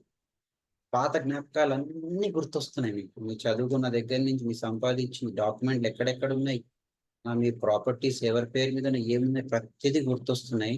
మళ్ళీ మీరు ఆ ఇంటికి వెళ్ళారు, పూర్వజన్మలో బతికిన ఇంటికి వెళ్ళారు. అమ్మ తప్పుగా అనుకోకండి, ఓకే, ఎగ్జాంపుల్ గురించి. ఇంటికి వెళ్ళారు, అప్పుడు వాళ్ళు మిమ్మల్ని యాక్సెప్ట్ చేస్తారా, చేయరా? చేయరు సార్. ఎందుకు చేయరు? మీవేగా ఆస్తులను మీరు సంపాదించినవి కానీ మరు జన్మలో ఉన్నాను కదా, వాళ్ళు ఎలా గుర్తుపడతారు? కదా. కానీ నాకు తెలుసు కానీ వాళ్ళకి మీరు తెలియదు కదా. గుర్తుపడుతున్నారు, మీరు అందరినీ వాళ్ళతోని పలకరిస్తున్నారు, మీరు ఈ పేరు పెట్టానన్నారు, వాళ్ళ మీ ఫోటోలు చూపిస్తున్నారు, ఇక పలానా దగ్గర ఈ ఫోటోలు ఉన్నాయి, వీడియోలు ఉన్నాయి, ప్రతిదీ మీరు వాళ్ళకి క్లియర్ గా ఎక్స్ప్లెయిన్ చేసి చెప్తున్నారు. వాళ్ళు షాక్ అవుతున్నారు, కానీ మిమ్మల్ని యాక్సెప్ట్ చేయట్లేదు. కరెక్ట్ అవును, అవును సార్. కదా. అంటే భగవంతుడు మళ్ళీ మనకి జన్మ ఇచ్చి, నువ్వు మళ్ళీ పోయి నువ్వు పాత జన్మలో సంపాదించినవన్నీ నువ్వు ఎంజాయ్ చెయ్యి అన్నా మనకి కుదరట్లేదు కదా మరి. కానీ అంటే ఈ జన్మలోనేగా మనం ఏదైనా ఎంజాయ్ చేయాలి అని అంటే, అవునా? ఒప్పుకుంటారు కదమ్మా? థ్యాంక్ యూ అమ్మా. ఫ్రెండ్స్, మీకు అర్థమైందా? మీరు అందరూ 100 కోట్లు సంపాదించారు, మళ్ళీ నెక్స్ట్ జన్మ గుర్తొచ్చింది, అన్ని జ్ఞాపకాలు వచ్చేసినాయి, వెళ్ళారు అనుకోండి, వీడెవడో బాగా మ్యానిపులేటెడ్ గా పక్కా ప్లానింగ్ తో వచ్చాడు, అన్ని కనుక్కొని వచ్చాడు అని చెప్పి తన్ని తగలేంట్రా అంటారే తప్ప యాక్సెప్ట్ చేయరండి. 100% యాక్సెప్ట్ చేయరు. సో మనం ఎందుకంత తాపత్రయం? ఈ జన్మ ఒకటే మనకు తెలుసు, నెక్స్ట్ జన్మ ఉంటుందో లేదో తెలియదు, ఉండి జ్ఞాపకాలు ఉన్నా పనికిరాదు, అది కూడా మనకు తెలిసిపోయింది. అంటే ఈ జన్మలో నేను పుట్టాను అని అంటే నా గురించి నేను ఎంజాయ్ చేస్తూ ఎందుకు బతకకూడదు? ఎంజాయ్ అని అంటే వేరే విషయాలకు వెళ్ళిపోకండి, ఇక్కడికో ఎక్కడికో వెళ్ళిపోకండి. ఎంజాయ్ అనగానే ఇదే వెళ్ళిపోతుంది చాలా. ఎందుకనంటే మన దరిద్రానికి రేపు గుడి మూసేస్తారు అన్నా సరే క్యూ ఉండదు, కానీ రేపు పలానా షాపులు మూసేస్తారు అని అంటే హనుమంతుడు తోకలా క్యూలు ఉంటాయి. మనం చూస్తూనే ఉంటాం, ట్రాఫిక్ కూడా జామ్ అయిపోతుంటాం. చిన్న చితక అందరూ ప్రతి ఒక్కరు క్యూలో నిలబడి ఉంటారు. ఎంజాయ్మెంట్ అంటే అది కాదు. లైఫ్ లో ఎంజాయ్ చేయడం అని అంటే మనం సంతోషంగా ఉండాలి, కుటుంబంతో సంతోషంగా గడిపే విధంగా మన లైఫ్ 100% అప్పుడు మీకు ఏమవుతుంది తెలుసా? అసలు స్ట్రెస్ ఫ్రీ అయిపోతారు. ఎప్పుడైనా మీరు మీ పిల్లలతో ఇంట్లో డాన్స్ చేస్తారా? పాటలు పెట్టుకొని చేశారా? ఆడవాళ్ళు కానీ మగవాళ్ళు కానీ చేశారా? ఫుల్ ఎంజాయ్ చేస్తారా? బయటికి వెళ్తుంటారా? తిరుగుతుంటారా? అసలు ఇప్పటి వరకు నేను నా భార్యని, పిల్లల్ని, లేకపోతే నా భర్తతో పాటు నేను తిరిగిందే లేదు అన్న వాళ్ళు ఒకసారి చాటింగ్ లో చెప్పండి. నో అని పెట్టండి.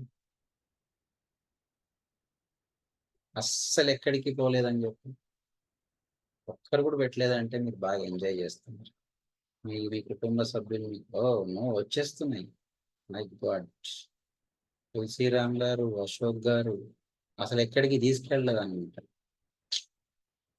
ఏం పర్లేదు, గతం గతించిపోయింది, దాన్ని మళ్ళీ ఏం చేసినా ముందుకు రాదు. కాబట్టి ఈ రోజు నుంచి మార్చేద్దాం, మొత్తం సిచ్యువేషన్ ని మార్చేద్దాం, స్క్రిప్ట్ చేంజ్ చేసేద్దాం.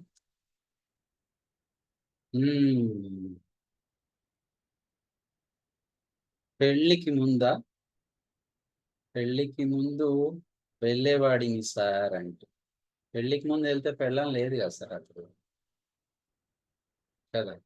నేను మాట్లాడుతుంది మీ కుటుంబం గురించి, మీ గురించి. అంటే కుటుంబంలో ఎవరెవరు ఉంటారు? మీరుంటారు, భార్య, పిల్లలు, తల్లి, తండ్రి, ఇంతవరకే. మీ అన్నలు, తమ్ముళ్ళు, చెల్లెలు ఇదంతా మళ్ళీ సెకండ్ ఫ్యామిలీస్కి వెళ్ళిపోతుంది. 100% ఏదో రోజు వాళ్ళు సెకండ్ ఫ్యామిలీకి వెళ్ళిపోవాల్సింది కదా. కానీ మనం అంటూ హ్యాపీగా ఉంటేనే కదా భార్య పిల్లలు కూడా హ్యాపీగా ఉండేది. మనం ఇంటికి చిరాగ్గా వెళ్ళాం అనుకోండి, ఎలా ఉంటారు? అవతల వాళ్ళు పలకరించాలంటే కూడా భయపడతారు కదా, అవునా? పలకరించడానికి కూడా భయపడే సిచ్యువేషన్ ని మనం క్రియేట్ చేసాము అని అంటే అక్కడ డిస్టెన్స్ పెరిగిపోయినట్టు. డిస్టెన్స్ పెంచుకునేటట్టు ఉండకుండా మనం ఎప్పుడెప్పుడు ఇంటికి పోతాము అని వాళ్ళు ఎదురు చూసే విధంగా మన ప్రవర్తన ఉందనుకోండి, ఆ ఇల్లు మీకు స్వర్గంలాగా ఉంటుంది, లేకపోతే నరకంలాగే ఉంటుంది. చేసుకోవాల్సింది మన చేతుల్లోనే ఉంది. మనం స్వర్గంగా మార్చుకుందామా, నరకంగా మార్చుకుందామా? వెరీ షార్ట్ అండి మన లైఫ్, చాలా చిన్న జీవితం. పెద్దలు దీవించినప్పుడు ఏం దీవిస్తారు చెప్పండి? 100 ఏళ్ళు వర్ధిల్లు అని అంటారు, అవునా? శతమానం భవతి అంటే 100 సంవత్సరాల జీవితం మనకి భగవంతుడు ఇచ్చాడు. ఎంతమంది బతుకుతున్నాము 100 సంవత్సరాలు? దాన్ని డిస్కౌంట్లు ఇచ్చుకుంటూ పోతున్నాం మనం. 100 వద్దు, మాకు పర్సంటేజ్ కట్, ఓ 20%కి పోతే 80 ఏజ్ ఉన్న వాళ్ళు చాలా తక్కువ మంది. ఈ కోవిడ్ వచ్చి ఇంకా ప్రమోషన్ ఇచ్చేసింది, డిస్కౌంట్లు 50లు, 40లు, 30లు, 70% కూడా చేసి పడేసి. అంటే మన లైఫ్ ఒక్కసారి తీసుకుంటే up to 25 years to 27 yeah 25 years వరకు విపరీతంగా చదువు మీదే ఫోకస్. దాని తర్వాత ఉద్యోగ వేట, దాని తర్వాత పిల్ల కానీ పిల్లోని కానీ ఆ వేట, పెళ్లి చేసుకోవాలి కానీ. దాని తర్వాత పిల్లల వేట, దాని తర్వాత పిల్లల చదువుల వేట, దాని తర్వాత పిల్లల చదువుల తర్వాత వాళ్ళకి ఉద్యోగాలు, వాళ్ళ వ్యాపారాల వేట, దాని తర్వాత వాళ్ళ పెళ్లిళ్ళ వేట, మళ్ళీ దాని తర్వాత వాళ్ళ పిల్లలు అంటే మనవాళ్ళు మనవరాళ్ళ వేట. అంటే ఎంతసేపు ఇట్లా మనలంటూ లైఫ్ లీడ్ చేయకుండా ఇలాగే వెళ్ళిపోయి జీవితాన్ని కంప్లీట్ చేస్తే మనం అంటూ ఎప్పుడు మన గురించి బతికాము? మన గురించి మనం బతకాలా లేదా? ఎందుకనంటే ఇందాకే అడిగా, నెక్స్ట్ జీవితం లేదు, ఉన్నా కానీ మనకి పనికిరావు. ఈ జీవితంలోనే మనం ఏం చేయాలన్నా. అందుకే అద్భుతంగా ముందు నేను అనుకోండి, 100% స్వార్థపరుడుగానే జీవించాలి. నిస్వార్థం అని భూతపదం అది. ఎవ్వరు నిస్వార్థంగా ఉండరు. 100% నేను రాసిస్తాను. ఒక్కరిని భూమి మీద చూపించండి స్వార్థం లేని వాళ్ళు. 100% మన గురించి మనం బతకాల్సిందే. స్వార్థపరుడుగా ఉంటే అది సుస్వార్థపరుడుగా ఉండాలి. స్వార్థం సుస్వార్థం అయి ఉండాలి. అప్పుడు మాత్రం మనం చాలా హ్యాపీగా ఉంటాం. అలాగే చుట్టుపక్కల వాళ్ళని కూడా హ్యాపీగా ఉంచుతాం. పొద్దున్నే లేవగానే ఫేస్ లో స్మైలింగ్ ఫేస్ ఉందనుకోండి, సంతోషంగా లేచామనుకోండి, ఆ రోజంతా సంతోషంగా గడిపేస్తాం. పొద్దున్నే లెగవంగానే చిరాకుగా ఉంటే ఇంక రోజంతా చిరాకే ఇంకా. అంతే కదా. సో ఇన్ని కాన్ఫ్లిక్ట్స్ మనకి మనం బ్యాలెన్స్ చెయ్యలేకపోవడం వల్ల వస్తున్న ఇబ్బందులు ఏంటి. ఎంత సంపాదించినా ఏమి చేసినా తీసుకుపోయి డాక్టర్ గారి చేతిలో పడేసి నన్ను బతికించు దేవుడా అని ఇందాకే నేను మాట్లాడాను. బట్ ఈ పరిస్థితుల నుంచి బయటపడాలనంటే ఏం చేయాలి? ఇందాక అడిగారు జ్యోత్స్న గారు, సార్ మరి సొల్యూషన్ ఏమీ లేదా అంటే క్లైమాక్స్. వెళ్ళిపోదాం మరి క్లైమాక్స్కి. ఏం చెయ్యాలి? సో ఇక్కడ నాది ఒక ప్రశ్న, ఒక్క రోజుకి ఎన్ని గంటలు ఉంటుంది? ఎవరైనా చాటింగ్ లో పెట్టండి. ఎవరైనా మంచినీళ్ళు తాగాలంటే తాగండి, నేను కూడా గొంతు తడుపుకుంటాను, ఎందుకంటే మీతో మళ్ళీ హాయిగా మాట్లాడుకుంటాను.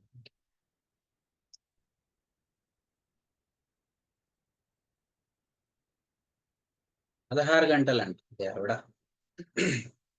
ఎవరో జొన్నల గడ్డ 16 గంటలే ఉంటాయంట వాళ్ళకి ఒక రోజులో. గ్రేట్ అండి. ఇంకొకరు 12 గంటలు ఒక రోజులో. ఎన్ని గంటలు?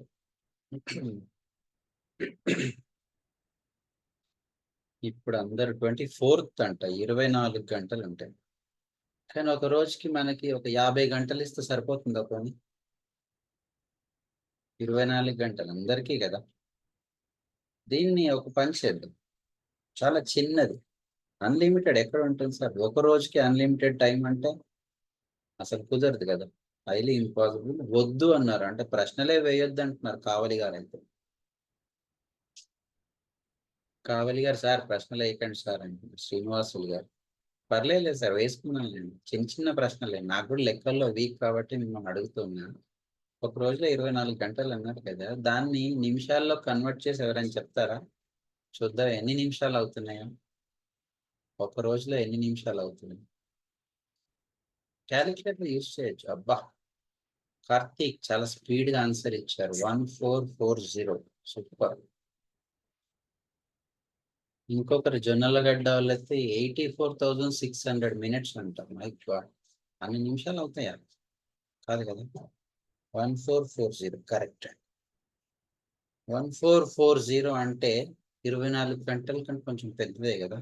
అప్పో 1440 నిమిషాలు అనిపించింది. దాన్ని సెకండ్స్ గా మార్చండి. ఇందాక ఒకరు పెట్టిన ఆన్సర్ వస్తుంది కదా. సరే, 86,400 సెకండ్స్ అండి. ఇప్పుడు చూడండి ఎంత పెద్దగా ఉందో ఫిగర్. 24 ఎక్కడ, 86,400 సెకండ్స్ ఎక్కడ కదా. అంటే ఎంత సమయం ఒక్కసారి ఊహించండి. సరే, ఇప్పుడు 24 గంటలకే వద్దాం. 24 గంటల్లో ఒక ఉద్యోగస్తుడికి ఎన్ని గంటలు పని చేస్తారు? మాక్సిమం అంటే లేబర్ లా ప్రకారం తీసుకుంటే 8 గంటలు పని చేయాలి, అవునా? 8 hours, 6 to 8 hours కుదరదండి. ఉద్యోగం 8 గంటలు చేయాల్సిందే. 6 గంటలు చేసే ఉద్యోగాలు ఏమి లేవు. వాళ్ళు ఒప్పుకోరు, డబ్బులు ఇవ్వరు మనకి. 8 గంటలు పని గంటలు అనుకుంటే ఎన్ని గంటలు పడుకుంటాం?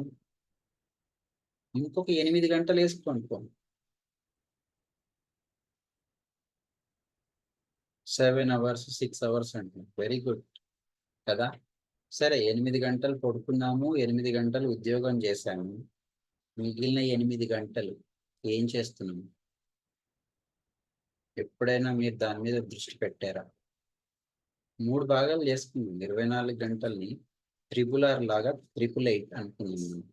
ఈ 888లో ఒక 8 hours పడుకున్నాము, 8 hours పనులు చేసుకున్నాము. మిగిలిన 8 గంటలు ఏం చేస్తున్నాం? ఎప్పుడైనా ఆలోచించారా? ఉంటాయి సమాధానం. సార్ 8 గంటల ఉద్యోగం అంటే రావడానికి పోవడానికి 1 గంట సేపు ట్రావెలింగ్ ఉంటుంది, లేకపోతే 2 గంటలు ట్రావెలింగ్ ఉంటుంది. అదే ఇప్పుడు ఆంధ్రాలో పని చేస్తే, నేను తెలంగాణలో ఉండి ఆంధ్ర ఎంప్లాయీని అయితే కనుక ఇక్కడ పొద్దున్నే 5 గంటలకు బయలుదేరి రాత్రి 10 దాకా రావాల్సి వస్తుంది. నాకు ట్రావెలింగ్ లోనే 10 గంటలు వెళ్ళిపోతుంది. సమాధానాలు చాలా ఉంటాయి, చెప్పుకోవచ్చు. ఎగ్జామ్షన్ అలా, బట్ మోస్ట్ ఆఫ్ ది పీపుల్కి 8 గంటలు పడుకున్నాము, 8 గంటలు పని చేసాము, మిగిలిన 8 గంటలు ఎప్పుడూ ఆలోచించలేదు. ఇప్పుడు చించుదాం. మనం అసలు ఏం చేస్తున్నాము, ఏం చేస్తున్నాం, మన సినిమా మనం చూసుకున్నామా? మరి చూసుకుందామా? దీనికి నేనేం చెప్తానంటే 7 hours sleep, 8 hours work, 24 hours. మిగిలినవి 9 గంటలు ఎక్కడికి పోయినాయి? మెంటర్ గారు, అంబికా షిండే గారు.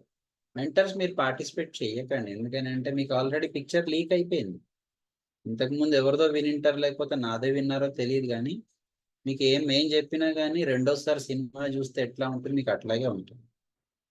ఇప్పుడు ఒక సినిమాకి వెళ్ళామండి, పక్కన కూర్చున్నాడు, దేవర సినిమా జరుగుతుంది అనుకోండి, ఇప్పుడు లేటెస్ట్ అదే కదా. పక్కన కూర్చున్నాడు, ఆల్రెడీ సినిమా చూసి మన పక్కన కూర్చున్నాడు అనుకోండి, నెక్స్ట్ సీన్ లో అరే ఈ సాంగ్ వస్తుందిరా, నెక్స్ట్ ఇట్లా ఫైట్ చేస్తాడురా, నెక్స్ట్ ఇదిరా అదిరా అని చెబుతూ ఉంటే మనకి ఎక్కడ కాలుతుంటుంది కదా. ఈ మెంటర్స్ పార్టిసిపేట్ చేస్తే కూడా మనకు అట్లాగే ఉంటుంది. అందుకే పార్టిసిపేట్ చేయవద్దని చెప్పకనే చెప్తున్నాను. సో ఈ 7 అవర్స్ అంటున్నారు, 6 అవర్స్ అంటున్నారు, స్లీపింగ్ అవర్స్ ని మీరు తగ్గించుకుంటున్నారు. నాకు అది కూడా చెప్పట్లా, నేను తగ్గించుకోమని చెప్పట్లా. 8 గంటలు ఏం చేస్తున్నాం, దాని గురించి ఒక్కసారి మనం ఆలోచిద్దాం, ఫోకస్ చేద్దాం. ఫోకస్ చేస్తే ఎందుకు టైం మిగలదో చూద్దాం.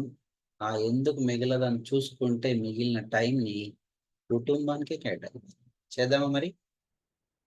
ధైర్యం ఉందా నేను చెప్పింది చేయడానికి ఎవరికైనా సరే? ధైర్యం ఉందా? కానీ నేనైతే ఊహించనండి ధైర్యం చెయ్యలేరు అని ఛాలెంజ్గా చెప్పగలుగుతాను. ఎందుకనంటే చాలా కష్టమైన పని అన్నమాట, చాలా కష్టం చేయడం. బట్ అది చేస్తే మాత్రం చెప్తున్నాను కదా, మీ లైఫ్ ఒక రకంగా ట్రాన్స్ఫర్మేషన్ జరిగిపోతుంది, 100% మారిపోతుంది. వెరీ సింపుల్ అండి. చాలా కష్టం అన్నారు, మళ్ళీ చాలా సింపుల్ అన్నారు అని అంటే ఏం లేదు, పెన్ను పేపర్ పట్టుకుంటే సరిపోతుంది మొదలు పెట్టడానికి. కానీ ఇంప్లిమెంట్ చేయడం చాలా కష్టం. ఏం చేయాలి అని అంటే, మనం ఏవైతే పనులు చేయాలనుకుంటున్నామో ఈరోజు ఆలోచించుకుంటాం రేపటి పనుల గురించి. ఆ పనులన్నిటిని కూడా పేపర్ మీద రాయండి. దీన్ని ఏమంటారంటే టు డూ లిస్ట్ అంటారు. మీరు ఏదైనా పేరు పెట్టుకోండి, నా పనులు, రేపటి నా పనులు, కొత్తగా ఆలోచించుకోండి. నేను చేయవలసిన పనులు,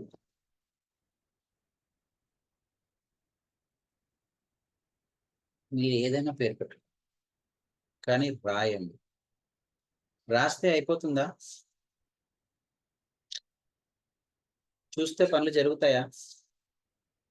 రాసేసాం చూసేసాం ఏమైనా జరుగుతాయా? కదా. చేస్తే పనులు జరుగుతాయి కదా. సో చేస్తున్నప్పుడు చెయ్యాల్సింది ఇప్పుడు నేను చెప్పింది.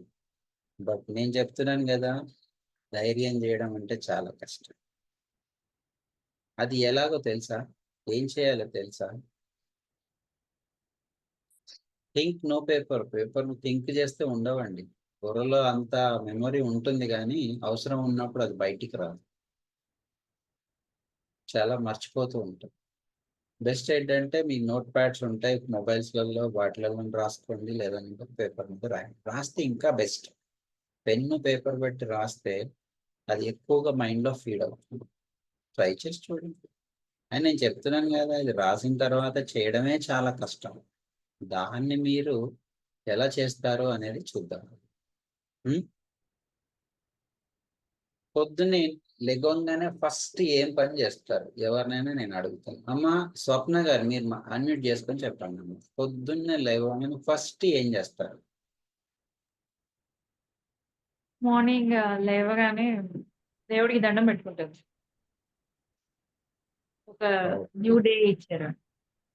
ఓకే ఓకే, గుడ్ అమ్మ, థ్యాంక్ యూ. ఇంకొకరిని అడుగుదాం. కౌశిక్, స్మార్ట్ గా ఉన్నారు. కౌశిక్ గారు మీరు చెప్పండి, పొద్దున్నే మీరు లేవగానే ఏం చేస్తారు? సీక్రెట్స్ ఉంటే చెప్పకండి. జిమ్కి వెళ్తాను సార్ మార్నింగ్. జిమ్కి వెళ్తాం, థ్యాంక్ యూ. నెక్స్ట్ ఇంకొకరిని కూడా అడుగుదాం, ముగ్గురిది తీసుకొని మాట్లాడుతున్నాం. థర్డ్ పేజ్ లో ఎవరైనా ఉన్నారా? వీడియో ఆన్ చేసిన వాళ్ళు చూద్దాం. ఒక్కరు ఉన్నారు, మెంటర్ గారు, పర్లేదు. మెంటర్ గారిని మనం తీసుకోలేము, ఎందుకంటే పేపర్లీ ఇక్కడ ఆల్రెడీ ఆడవాళ్ళకి ఛాన్స్ ఉంటుంది. జ్యోత్స్న గారితోనే మాట్లాడు, ఆవిడ ఇందాక నుంచి వెరీ యాక్టివ్ గా పార్టిసిపేట్ చేస్తున్నారు కాబట్టి. అమ్మ చెప్పండి తల్లి. నవ్వుతాను సార్. ఎందుకంటే పొద్దున్నే లేవగానే భగవంతుడు నవ్వుతారు. ఇంకొక రోజు మనకి ఇచ్చారు కాబట్టి నవ్వుకొని భగవంతుడిని స్మరించుకుంటాం. థ్యాంక్ యూ అమ్మ. 3 డిఫరెంట్ గా ఆన్సర్స్, 2 సిమిలర్ గా ఆన్సర్స్ వచ్చాయి కదా. ఒకరేమో జిమ్కి వెళ్తా అన్నారు, ఒక ఆవిడేమో దేవుడికి దండం పెట్టుకుంటానన్నారు, ఈవిడ నవ్వుతానన్నారు. కారణం కూడా ఇంకొక రోజు నాకు లైఫ్ ఇచ్చారు కాబట్టి. కానీ 3 రాంగ్ ఆన్సర్స్ అండి. ముందు లెగవాలంటే కళ్ళు తెరవాలి కదా, అవునా?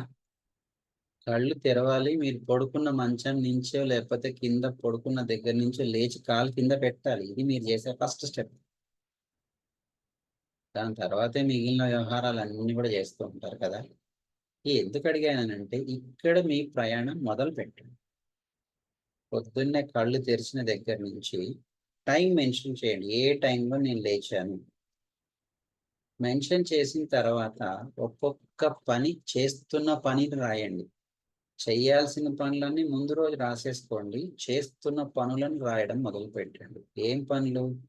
పొద్దున్నే లేచారు, మంచం దిగారు, దుప్పటి మడత పెట్టారు. పెడతారా లేదా? ఎవరైనా అట్లా వదిలేస్తున్నారా పక్కోళ్ళకి? చాలా మందిని చూసా, ఇంట్లో పనోళ్ళు ఉన్నారు కదా అని ఆడోళ్ళకి వదిలేస్తారు మగవాళ్ళు ఎక్కువగా కదా. కానీ మడత పెట్టండి, అది మంచి అలవాటు. ఏదో వర్క్ లైఫ్ బ్యాలెన్స్ గురించి చెప్తాడంటే దుప్పట్లు మడత పెట్టే విషయాలు, ఏదో కుర్చీ మడత పెట్టి పాటలాగిన దుప్పటి మడత పెట్టి అని చెప్తా ఉన్నాడు మాత్రం అనుకోకండి. మీరు అనుకున్నా డోంట్ కేర్, నథింగ్. ఎందుకనంటే మనం మాట్లాడుకుంటున్నాం కాబట్టి. అండ్ నెక్స్ట్ మీ కాలకృత్యాలు తీర్చుకుంటా ఉంటారు. బ్రష్ చేశారు, ఎంతసేపు చేశారు? స్నానం చేశారు, ఎంతసేపు చేశారు? బ్రేక్ఫాస్ట్ చేశారు, ఎంతసేపు చేశారు? టాయిలెట్కి వెళ్ళారు, ఎంతసేపు చేశారు?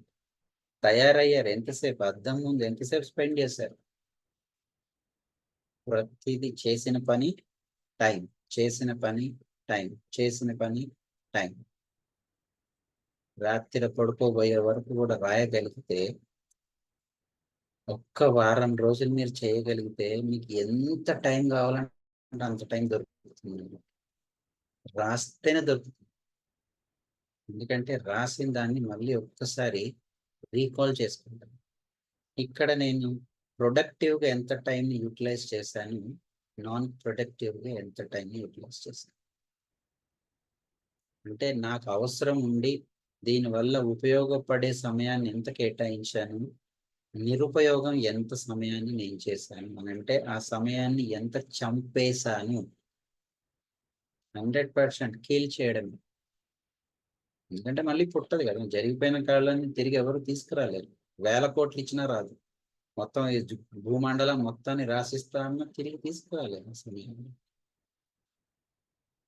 సో రాయగలిగితే మాత్రం ఒక్క వారం రోజులు ఇది ప్రాక్టీస్లో పెట్టండి. బట్ 21 days రాయగలిగితే మీకు అలవాటు అయిపోతుంది. ఆ లోపే మార్పు వచ్చేస్తుంది. నేను చెప్తున్నాను ఫ్రెండ్స్, మీకు ఎక్కడ మీరు సమయాన్ని వృధా చేస్తున్నారో మీకు మీరుగా తెలుసుకోగలిగిన ఒక అద్భుతమైన ప్రక్రియ ఇది. మీరు ఎన్ని పుస్తకాలైనా చదవండి, ఎన్ని మోటివేషనల్ క్లాసెస్ వినండి, టైం మేనేజ్మెంట్ వినండి, ఏమైనా వినండి, ఇది ఒక్కటి ఇంప్లిమెంట్ చేస్తే వీటన్నిటికీ ధీటుగా పనిచేస్తుంది. ఎందుకంటే నా గురించి నాకంటే ఎక్కువ ఇక ప్రపంచంలో ఎవరికీ తెలియదు. అలాగే మీ గురించి కూడా అంతేనా? తెలుసా ఎవరికైనా? మీ గురించి మీకంటే ఎక్కువ ఎవరికైనా తెలుస్తుందా?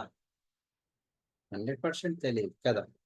నా గురించి నాకంటే ఎక్కువగా నాకంటే తెలియదు కాబట్టి, అలాగే నన్ను నేను మార్చుకోగలిగితేనే మారుతాను తప్ప ప్రపంచంలో ఎవరు మార్చలేరు. ఎంత పెద్ద సైకాలజిస్ట్ దగ్గరికి వెళ్ళినా సరే మారాలి అనుకున్న వాడిని మాత్రమే మార్చగలుగుతారు సైకాలజిస్టులు కూడా.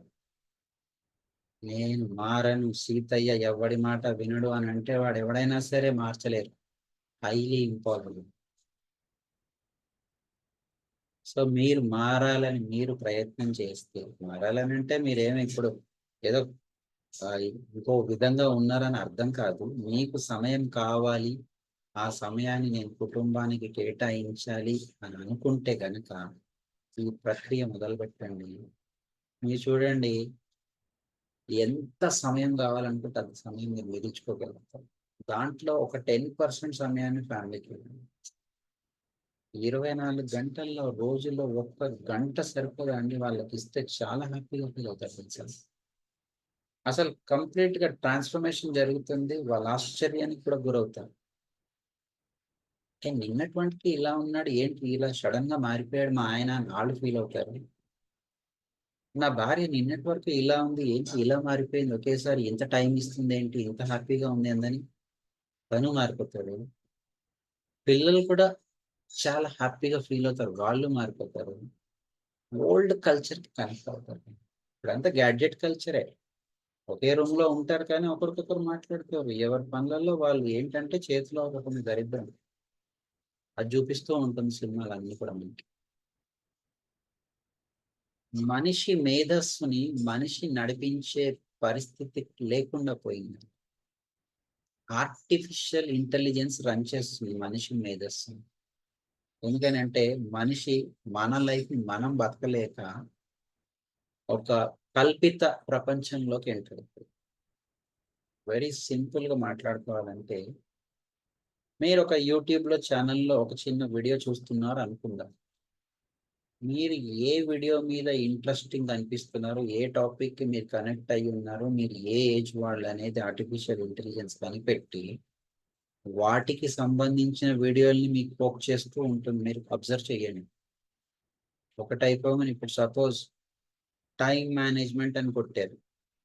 ఆ టైం మేనేజ్మెంట్కి ఇంకొక 2-3 మీకు టైం మేనేజ్మెంట్ సంబంధించిన లేకపోతే ఆ వీడియోలు అన్ని మీకు పంపిస్తూ ఉంటుంది. అవునా? సో మనకంటే మన మేధస్సుని ఒక ఆర్టిఫిషియల్ ఇంటెలిజెన్స్ దాన్ని వాడేసుకుంటుంది కాబట్టి మనం వాడుకోవడం మొదలు పెడతాము, మిగిలిన వాటిని పక్కన పెడతాం. సో ఇప్పుడు ఈ పని కనుక మీరు చేయగలిగితే ముందు మీకు తగ్గేది ఏంటో తెలుసా? ప్రోక్రాస్టినేషన్ నుంచి బయటపడతాం. ప్రోక్రాస్టినేషన్ అంటే తెలుసు కదా, వాయిదాలు వేసే విధానం. ఈ రోజు ఏముందిలే రేపు పని చూసుకుందాంలే, రేపు ఏముందిలే ఎల్లుండి చేసుకుందాంలే అనే ఒక పాయింట్ నుంచి ముందు మనం బయటపడతాం. ప్రోక్రాస్టినేషన్ అనేది ఖచ్చితంగా ఇరాడికేట్ చేసి పడవచ్చు. టెక్నాలజీని యూజ్ చేయొద్దని చెప్పానండి, ఖచ్చితంగా వాడుకోవాల్సింది. ఎందుకనంటే ఒక 10-15 సంవత్సరాల క్రితము ఒక క్రాస్ చెక్ రాసిస్తే, ఇప్పుడు ఎగ్జాంపుల్ బెంగళూరులో ఉన్న వ్యక్తికి నేను ఒక క్రాస్ చెక్ రాసి ఇచ్చాను అనుకోండి, ఆయన బ్యాంక్లో డిపాజిట్ చేసుకుంటే 15 రోజులు పైన పట్టేది వాళ్ళ అకౌంట్లో క్రెడిట్ అవ్వడానికి అమౌంట్. ఎందుకనంటే అప్పుడు టెక్నాలజీ లేదు. బట్ ఇప్పుడు టెక్నాలజీ సెకండ్స్లో చేతిలోనే మనమే ట్రాన్స్ఫర్ పడుతుంది వితౌట్ ఎనీ చెక్స్. టెక్నాలజీని ఉపయోగించాలి కానీ అది మన ప్రొడక్టివిటీ గురించి, మన నాలెడ్జ్ ఇంక్రీజ్ చేసుకోవడానికి, మన ఫ్యామిలీని డెవలప్ చేసుకోవడానికి ఉపయోగించాలి తప్ప దానికి ఎడిక్ట్ అవ్వకూడదు. ఏ వ్యసనమైనా దరిద్రమే, అతి ఎప్పుడు అనర్థదాయకం ఏ విషయంలోనైనా సరే. సో టెక్నాలజీని యూజ్ చేయండి. అండ్ ఇందాక నేను చెప్పా ఒక మొహమాటానికి పోతున్నారు అని చెప్పి, దాని నుంచి బయటపడే ప్రయత్నం చేయండి. నేర్చుకోండి ఎలా నో చెప్పాలి. ఎప్పటికెయ్యది ప్రస్తుతం అప్పటికా మాటలాడి అన్యుల మనముల్ నొప్పింపక తానొవ్వక తప్పించుకు తిరుగువాడు ధన్యుడు సుమతి అన్నారు. అవునా? అంటే లౌక్యం తెలిసి ప్రవర్తించగలిగితే నో చెప్పడం ఈజీ అని. అవతల వాళ్ళు ఇబ్బంది పడకూడదు, మనం కూడా ఇబ్బంది పడకూడదు, రిలేషన్స్ కట్ అవ్వకూడదు, కానీ మన పని జరగాలి. అలా మనం గనక చేయగలిగితే హౌ టు సే నో ఇది ప్రాక్టీస్ చేయండి. మొహమాటం లేకుండా చెప్పేయండి. అట్ ది సేమ్ టైం ఏంటంటే ఎక్కువగా ఫ్రెండ్షిప్స్లో మనము అండ్ రిలేషన్స్లో మొహమాట పడుతూ ఉంటాం. అందులో ఇప్పుడు ఫ్రెండ్షిప్స్ చాలా డిఫరెంట్ ఫ్రెండ్స్ ఏర్పడ్డారు. ఎటువంటి ఫ్రెండ్స్ అంటే 4000 మంది ఉంటారు, 5000 మంది ఉంటారు, 10,000 మంది ఫ్రెండ్స్ ఉంటారు. కానీ మీ అవసరం ఉంది, ఒక 1000 రూపాయలు ట్రాన్స్ఫర్ కొట్టండి అంటే ఒక్కడు కూడా రెస్పాండ్ కాదు. కానీ లైక్లు ఇస్తారు, తంబులు ఇస్తారు, కామెంట్లు పెడతారు. ఈ ఫ్రెండ్షిప్ ఎక్కువైపోయింది, వర్చువల్ ఫ్రెండ్షిప్. ఉపయోగం లేదండి. ఫ్రెండ్షిప్స్ అవసరమే, కానీ ఎటువంటి ఫ్రెండ్ కావాలి అని అంటే డబ్బు సహాయం చేయకపోయినా సరే కష్టకాలంలో మనం ఏదో రకంగా దీంట్లో నుంచి బయటపడదాంలే అని చెప్పి భుజం మీద చెయ్యేసి భరోసా ఇవ్వగలిగిన ఫ్రెండ్షిప్ మాత్రమే మెయింటైన్ చేయొచ్చండి. రిమైనింగ్ ఫ్రెండ్షిప్ అంతా హాయ్ అంటే బాయ్ అంటే బాయ్, అంతవరకే. అంతకంటే ఎక్కువ అవసరం కూడా లేదు. పొద్దున్నే మీకు బాగా ఎక్స్పీరియన్స్ ఉండే ఉంటుంది, బోల్డ్ మంది గుడ్ మార్నింగ్ మెసేజ్లు పెడతారు, నైట్ పడుకునేటప్పుడు గుడ్ నైట్లు పెట్టేస్తుంటారు. అంటే వీళ్ళు గుడ్ మార్నింగ్ పెడితేనే గుడ్డుగా ఉంటామని అర్థమా? గుడ్ నైట్ పెడితేనే గుడ్డుగా ఉంటామని అర్థం. ఇవన్నీ మెమొరీని కొలాప్స్ చేసుకోవడం తప్ప ఉపయోగం లేదండి. ఫ్రెండ్షిప్ మెయింటైన్ చెయ్యండి, బట్ ఇప్పుడు నేను చెప్పిన విధంగా మెయింటైన్ చేయండి. రిలేషన్షిప్ కూడా అంతే. మనం టైంని ఇప్పుడు నేను చెప్పినట్టుగా మీరు మిగిల్చుకోగలిగితే ముందు మీకు తగ్గేది స్ట్రెస్ అండి. ఎందుకంటే మనం హ్యాపీ లైఫ్ లీడ్ చేసుకోవడానికి కొంత సమయాన్ని సంపాదించుకున్నాం. స్ట్రెస్ ఫ్రీ అయ్యాము అని అంటే పని చేసే విధానంలో మార్పు వచ్చేస్తుంది, బాడీ యాక్టివ్నెస్ పెరుగుతుంది.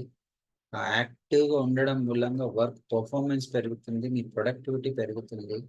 ఆ యాక్టివ్నెస్తోని హ్యాపీగా ఉంటాము, రిలేషన్షిప్స్ కూడా హ్యాపీగా ఉంటాయి. అలాగే రిలేషన్షిప్స్ హ్యాపీగా ఉన్నాయి అనుకోండి, న్యాచురల్గానే బెటర్ లైఫ్ లీడ్ చేస్తుంది. అద్భుతమైన లైఫ్ని లీడ్ చేయడానికి ఈ చిన్న చిట్కా చాలండి. నేను ఎప్పుడు నా స్టైల్ ఆఫ్ వర్క్ ఎట్లా ఉంటుందనంటే యాజ్ ఎ ఒకటి పని నేను ఒక బిజినెస్ లాగా ఆలోచిస్తాను, ఎందుకంటే బిజినెస్ పర్సన్ కాబట్టి. నేను ఒక ప్రశ్న అడుగుతాను, ఏ వ్యాపారంలో నష్టపోయే అవకాశం ఎక్కువగా ఉంది? చాటింగ్లో చెప్పండి. ఏ వ్యాపారంలో నష్టపోయే అవకాశం ఎక్కువగా ఉంది చెప్తారా ఎవరైనా? చాటింగ్. వేళ్ళకి కష్టపెట్టడం ఇష్టం లేదనుకుంటా కదా, వేళ్ళని కష్టపెట్టడం. ఫైనాన్స్, తెలియని వ్యాపారం. తెలియనప్పుడు చెయ్యం కదా సార్, అది తెలియని వ్యాపారం చెయ్యం కదా. Any investment business, stock market business, నేనని అదే కదా సార్, ఉదయ్ కుమార్ గారు. బిజినెస్, ఏ బిజినెస్ లో నష్టపోయే అవకాశం ఎక్కువగా ఉంది? Stock market. కష్టపడకుండా ఉండేది financial, agricultural, share market. Good good, చాలా ఆన్సర్స్ వచ్చేసాయి. నేను చెప్పాలా, ప్రపంచంలో ఏ బిజినెస్ లో కూడా నష్టం లేదండి. ఏ బిజినెస్ అయినా సరే మీరు రాసిన ప్రతి బిజినెస్ లో నష్టం లేదు. ఎప్పుడు నష్టపోతామంటే చేతగాని, చేయడం రానప్పుడు మాత్రం నష్టం. సో నేను యాజ్ అ బిజినెస్ పర్సన్గా నేను ఎట్లా ఆలోచిస్తానంటే, ఏదైనా వ్యాపారం మొదలు పెడితే దీంట్లో ఉండే లోటుపాట్లు ఏంటి, లాభాలు పక్కన పెట్టేస్తాను. దీంట్లో వచ్చే నష్టాలు ఏమేమి ఉంటాయి, ఆ నష్టాలను నేను కనిపెట్టగలిగితే గనక ఆ నష్టాలను అరికెట్టుకోగలిగిన ఆల్రెడీ సొల్యూషన్స్ని నా దగ్గర రెడీగా పెట్టుకుంటాను. ఆ నష్టం జరిగినప్పుడు సొల్యూషన్ రెడీగా ఉంటుంది కాబట్టి ఇబ్బంది లేకుండా దాంట్లో నుంచి బయటపడుతుంది. లైఫ్ కూడా ఇలాగే ఆలోచించాలి. మనం ఏమేమి కష్టాలను ఫేస్ చేయడానికి కారణాలు ఏమున్నాయి వాటిని కనుక్కోగలిగి వాటి నుంచి బయటపడే ప్రయత్నం చేయగలిగితే మాత్రం హ్యాపీ లైఫ్ని లీడ్ చేయగలుగుతాము. సో మీ లైఫ్ని కూడా ఒక బిజినెస్ లాగా ఆలోచించండి. నష్టాలు ఎక్కడొస్తున్నాయి, ఏ రకంగా నేను ఇబ్బంది పడుతున్నాను అనే కోణంలో ఒకసారి ఆలోచించండి. కారణం ఏంటో తెలుసుకోండి. ఆ కారణాన్ని నుంచి బయటపడడానికి ప్రయత్నం చేయాలి అని అంటే చేతిలో సమయం కావాలి. కాబట్టి మీ సమయాన్ని మీరు అద్భుతంగా చెక్ చేసుకొని, క్రాస్ చెక్ చేసుకొని, డీకోడ్ చేసుకొని, సంపాదించుకొని ఆ సమయంతో మీరు మీ కుటుంబ సభ్యులు అద్భుతమైన లైఫ్ని లీడ్ చేయాలని, మీరు హ్యాపీ అండ్ హెల్తీ లైఫ్ని కొనసాగించి సమాజానికి ఉపయోగపడే విధంగా మీరు ఒక ఐకానిక్గా ముందుకు ప్రయాణం చేయాలని మనస్ఫూర్తిగా కోరుకుంటూ అవకాశం ఇచ్చిన అందరికీ మరొకసారి ధన్యవాదాలు తెలియజేసుకుంటున్నాను. Sudheer signing up. Thank you so much. Love you all. Thank you sir. Thank you so much sir. Sir ఒక స్టోరీతో స్టార్ట్ చేశారు సార్. చాలా బాగా స్టార్ట్ చేశారు సార్. పరుగుల జీవితంలో పరిగెడుతూ మనకు ఏమొస్తుందని, మరి స్ట్రెస్ నుండి మనకు డయాబెటిక్ లాంటి ఎన్నో విధాలుగా రోగాలు వస్తాయని చెప్పారు సార్. ఎగ్జాంపుల్గా ఒక బండిని తీసుకున్నారు సార్. ఎంతో చదివి మనం సంపాదించిన మొత్తం సంపాదన ఒక డాక్టర్కి పెట్టాల్సి వస్తుందని చెప్పారు సార్. భూమి మీదకి ఎంజాయ్ చేయడానికి వచ్చామని చెప్పారు సార్. ఇంపాక్ట్లో మనము మన journey health, wealth, family and service అని చెప్పారు సార్. ధ్యానంలో అద్భుతంగా ఉంటామని చెప్పారు. పరధ్యానంలో మనం స్ట్రెస్లో ఉంటామని చెప్పారు సార్. సార్ క్లాస్ అందరికీ చాలా అర్థమయ్యే విధంగా చెప్పారు సార్. ఈ రోజు నుండి మా ఫ్రెండ్స్ అందరు స్ట్రెస్కి దూరంగా ఉంటారు sir. Thank you sir. Thank you so much sir. Thank you అమ్మా. థ్యాంక్ యూ సమీన గారు. Thank you so much. Thank you sir. Thank you very much Sudheer sir. Sir questions తీసుకున్నాం అంటారు. Yeah please. మీ వాయిస్ చాలా లోగా వస్తుంది. జ్యోత్స్న గారు. Good evening sir once again. So మీరు ఎన్నో రోజమ్మా ఈ రోజు? ఎన్నో రోజు మీకు ఈ రోజు? 17th డే అంటే సార్. 16 రోజులుగా 17 రోజులుగా హ్యాపీ ఈవినింగ్ చెప్పడం అలవాటు చేస్తారు, కానీ మీరు ఇంకా అలవాటు చేసుకోలేదు కదా? పర్లేదు ప్లీజ్. అంటే డిఫరెన్స్ ఎగ్జాక్ట్ గా నాకు తెలిసే వరకు నాకు అది రాదని అర్థమైంది సార్. హ్యాపీ ఈవినింగ్ అని ఎందుకు చెప్పాలి, గుడ్ ఈవినింగ్ కాకుండా అని. ఓకే ఓకే, చెప్పాలా నేను ఎందుకు చెప్తాం అనేది? Sure sir. సరే, మీ ప్రశ్న కంప్లీట్ కానివ్వండి, దెన్ మనం వెళ్ళిపోదాం. మళ్ళీ మీరు ప్రశ్న మర్చిపోతే కష్టం అయిపోతుంది కాబట్టి ప్లీజ్. మీరు మనల్ని మనము అర్థం చేసుకుంటూ, అంటే ఎక్కడ టైం వేస్ట్ చేస్తున్నాము అనేది చూసుకుంటూ ముందుకు వెళ్ళాలి అని అన్నారు. అది చూసుకోవడము అనలైజ్ చేసుకోవాలి మనల్ని మనం కదా. అది ఎలా చేయాలి అనేది కూడా ఒకసారి చెప్పండి సార్. ఎలా చేస్తే మనము అది అనలైజ్ చేసుకోగలము అనేది కూడా ఒకసారి. అంటే నాకు తెలిసిన విధానం అయితే ధ్యానము అని తెలుసు, కానీ అది ధ్యానం అనేది అంత ఈజీ కాదు అని కూడా మనకు తెలుసు. ఫస్ట్ ఎలా స్టార్ట్ చేయాలి అనేది ఆల్రెడీ సొల్యూషన్ ఇచ్చేస్తారు, మీరు విన్నారో లేదో తెలియదు. పొద్దున్న లేచిన దగ్గర నుంచి రాత్రి పడుకునే వరకు మీరు పేపర్ మీద పెట్టగలిగితే ఆ ధ్యానం కంటే అద్భుతమైన ప్రక్రియ జరిగినట్టే మీలో. ఓకే. ప్రాక్టికల్ ఇంప్లిమెంట్ చేస్తూ ఉంటే మీలో మార్పు, మీ సమయం ఎక్కడ మిగిల్చుకోవాలి అనే ఆలోచన మీకే వస్తుంది. ఎందుకనంటే పడుకున్నప్పుడు కనుక మీరు చేసిన పనులన్నీ ఒక్కసారి రీకాల్ చేసుకుంటే ఎక్కడ నేను ప్రొడక్టివ్గా, అంటే పనికొచ్చే విధంగా ఎక్కడ సమయాన్ని ఉపయోగించాను